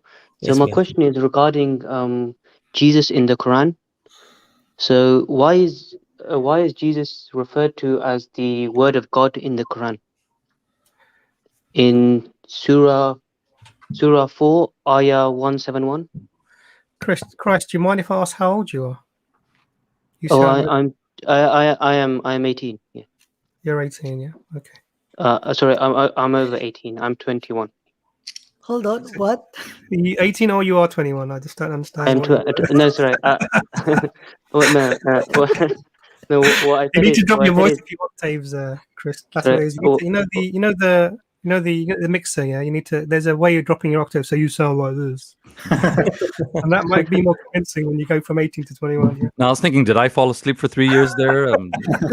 You know it's a long stream, but sorry. What I meant is I'm over 18. That's fine. That's fine. Sorry. No problem. Okay, Ijaz, do you want to answer that, and then we'll go to Imran quickly and Sadat and Nazam quickly before we go. I would just point out that the verse says Kalimatullah and not Kalamullah. There's a slight difference, and I'll let brother Dr. Imran take it from there. Unless has he frozen? Oh, there he is. He's alive. He's alive. He's moving. Yeah. Sorry, So- I was just reading in the newspaper about the online schooling that's happening. All the kids are on school, and there was a joke in a comic strip about a kid who he didn't know how to answer the teacher's question, so he would just pretend he's frozen, and the teacher would move on to the next student. Very clever. that's so cool. That's excellent, isn't it? That's really, Yeah. You've just given an idea to a lot of people now. Sorry, can I just add to that quickly? Yeah. Another thing I realized is it's only mentioned when it's referring to Jesus and no other prophet. I was wondering why was that the case? Christ Ranger, before Imran answers that question, I'm just going to very, very quickly, hopefully, just give you a good guide as to how we analyze things. So one of the ways of analyzing things is to analyze what they cannot be. So in other words, your interpretation of anything has to be within the boundaries of limitations. So for example, when Allah says that only Allah is God and there is no other God, there is no other deity worthy of worship. If Allah says that Jesus will be questioned on the day of judgment, did you teach the people that you were God and that you should be worshipped? And Jesus will deny this. All of this indicates very, very strongly that whatever interpretation comes cannot be one that contradicts those explicit statements that Allah has already made. Do you see my point? Yeah, I agree. Yeah. So I'll just let Imran explain it to you now, inshallah, quickly. You're muted, Imran. Sorry, I thought you were letting Brother Ijaz explain it earlier. No, but Brother Ijaz passed it on to you. So I think so. This is really interesting because what we're looking at is we're looking at this term, the word, and we're looking at it from a Christian perspective and a Muslim perspective. And it's sometimes easy to transfer your understanding from Christianity to Islam. So the best thing to do is probably just look at what do we mean as Muslims? What do Muslims understand when Jesus is referred to as the word from God? Yeah. So it's very specific, that statement. It's word from God. So when Mary, peace be upon her, is given the glad tidings of a word from him, one of the things that she says, and I'm not going to give you references, I'm just paraphrasing for expediency, is that how can I have a child when no man has touched me? And the reply from the end is essentially along the lines of, it is as God wills. He simply says be, and it is. And this is, it's not in the same verse, but this is really how we understand it. So the word that is referred to specifically is the creative power of the command be, and then that thing then exists. Yes. So that is what's understood. So it's because we believe that Jesus doesn't have a father, has only a mother. Just as Zachariah was born miraculously, just as Adam was created miraculously and Eve was created miraculously, we have examples of these miraculous births. The way that these manifested was that God created with using that word, the power, be, and he was. Now, Jesus is specifically referred to that, and it doesn't mean that somehow this makes Jesus divine in any way. So we have no understanding of, just as creating any of the people we've mentioned wasn't attributing to them divinity, creating Jesus in the same way was not attributing to him divinity, peace be upon them all. So it's really, Jesus is called the Word because he was created in a miraculous way by God using his miraculous command be. Yes. I hope that makes sense. Yes. Can I just add one thing? The point I was trying to get to is that why is it only used when it's referring to Jesus? Do you reckon it was a way of almost getting Christians interested in Islam? You know that. Well, Ijaz, I'll hear your response first. Mine might be different, but you were shaking your head. The reason I disagree with this is that the Quran literally came as a sorry about that in the background. The Quran literally came to clarify questions like this. So it would be one thing if it affirmed the biblical understanding, if it said he was the Kalamullah, the very word of God, but it says Kalimatullah, the word from Allah. So it could be, yes, it does reference it to get people interested, but the second reason, in my mind at least, or the more important one, is it references it to correct that misunderstanding about who he actually is. So just to be clear, in Islam, God has given certain prophets certain titles. So the prophet Ibrahim or Abraham is known as the friend of God. The prophet Muhammad, peace be upon him, is the beloved of God. And so in this case, Jesus becomes the word from God. So they all have this titles attributed to them by God himself. That would be my answer to the question. Do forgive Brother Christ, sorry, it is very late, so I'm going to have to respectfully say good night to you, but thank you very much for coming on. Definitely. There was more I want to add, but is it alright if I come on a later stream some other day? And of course you can. You can message us as well. I was interested to hear your take on this, if that was okay. Sorry, okay, go ahead, Sadat, sorry. Yeah, I mean, personally, I felt that, yes, the Quran using the term Kalimatullah, I think it's amazing how the same term is used as the Bible, or similar term, right? Word of God or word from God, but that term is being used to actually make the very opposite point, that he is a creative command from God. He is created by God. And as Dr. Imran put it very well, we're not going to interpret any terms in the Quran through a biblical lens. The Quran should be interpreted through the Quran first. That makes much more sense. The other thing is that in Arabic, like when you have a construct like this, Kalimatullah, it means the kalima that belongs to God, right? Yes. So, for example, Baitullah means the house of God, right? Yes. We call the Kaaba in Makkah the house of God. Now, no Muslim understands that to mean that God resides in that house. Yes. That's where he lives. It means it is a sacred house that belongs to God, and God calls it by that name in order to give honor to that house, in a sense, right? So, and again, just one more thing to quickly think about is that, so we don't make the mistake of equivocating. Remember, Christians refer to the Bible as the word of God as well too, right? But now I wouldn't say, hey, wait a minute. It's the word of God. It must be uncreated. Does that mean it's part of God? Is that God made into a book in book form? No, right? That's not what you mean by it. So when we say that Jesus is the word of God, that's not what we mean by it. And final point is that in chapter 3, verse 39.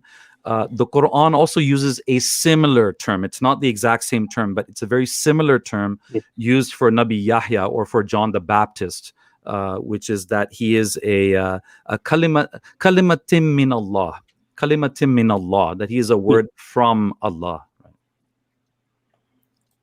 So, Christ, I hope that answers your questions. Thank you very much. And do come back again, inshallah, and we will try to give you priority. But take our email address, and if you want to email us and have further discussions, we'd be happy to speak with you. Think of an age before you come on, Christ. Just quickly, because my main point was more, here it mentions Kalimatullah, and in other places it mentions the Holy Spirit as well, but these things are only mentioned for Jesus. That's what I was trying to get to. It's but also I'll do that mentioned on for a the later point. believers as well. But, you can message us. So yeah, definitely. Like on Facebook or Twitter. So. Yeah. And you see, and as Ijaz has already indicated, that different prophets were given different titles as a mark for the people to respect them and honor them and raise them. So really, the other people following the other prophets could argue the same things. They could say, well, why is it only used for Moses? Why is this only used for Abraham? Why is this only used for Muhammad? So you see that if the logic is followed in that way, each and every prophet would then therefore become somehow more special than everybody else. So I hope we've answered your question, but please do come back again. Just 10 seconds here. This is why the Quran mentions we do not distinguish between the prophets, so we don't elevate them to be gods, but we also don't devalue them to the point that they're not prophets or they've not recognized in our tradition. Exactly. Yeah. So, Christ, thank you so much. And sorry to rush you off the stream. Okay, no worries. Do come back again. Thank you. Bye-bye. So we've So got the last person. Referring to the Holy Spirit, Sorry, just to mention, I can't remember the surah where Allah talks about the Ruhul Qudus wal Malaikatu Safa. So that the Holy Spirit and the angels will be in a line. This is talking about the Day of Judgment. Yeah. And they will not be allowed to speak until Allah gives them permission. So we see that these are entities, angels, that are subservient to and under the control of the Creator. So even that is not understood in the Christian sense of the term. Yeah, the Holy Spirit, it's not mentioned only exclusively in association with Jesus in the Quran. Yeah, so it also mentions the believers as well. Oh yeah, I'm looking at here chapter 16, Surah Nahl. Qul nazzalahu ruhul qudusi min rabbika bil haqqi. Like, the Holy Spirit brought it down, the Quran down, in stages, right? So. Okay, so want to point something out real quick. Sorry, we've kept you waiting a very long time, even though you had you wanted to say something very quickly. So how can we help you? I just want to make, first of all, assalamu alaikum wa rahmatullahi wa barakatuh, just 2 points. I wanted to comment on Cyrus Byzantium, if I recall correctly. I've been with him on Discord. We have like mutual discussions and whatnot, and I consider him a friend and a brother in humanity. And I was actually pretty surprised because he's amongst the many Christians I tried to invite over from my server onto the panel. It's very, very kind of you to come onto the stream.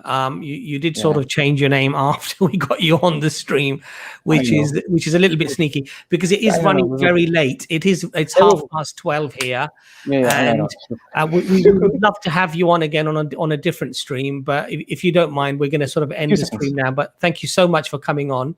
Okay, so brothers and sisters who have been watching the stream, I hope inshallah that we've all benefited.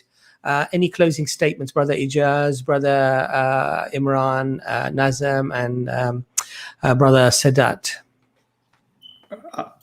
I was just very impressed by the guests that we had today, and I'm sorry we couldn't give them more time, but I hope they come back again and stay in touch. Yeah, no, alhamdulillah, inshallah.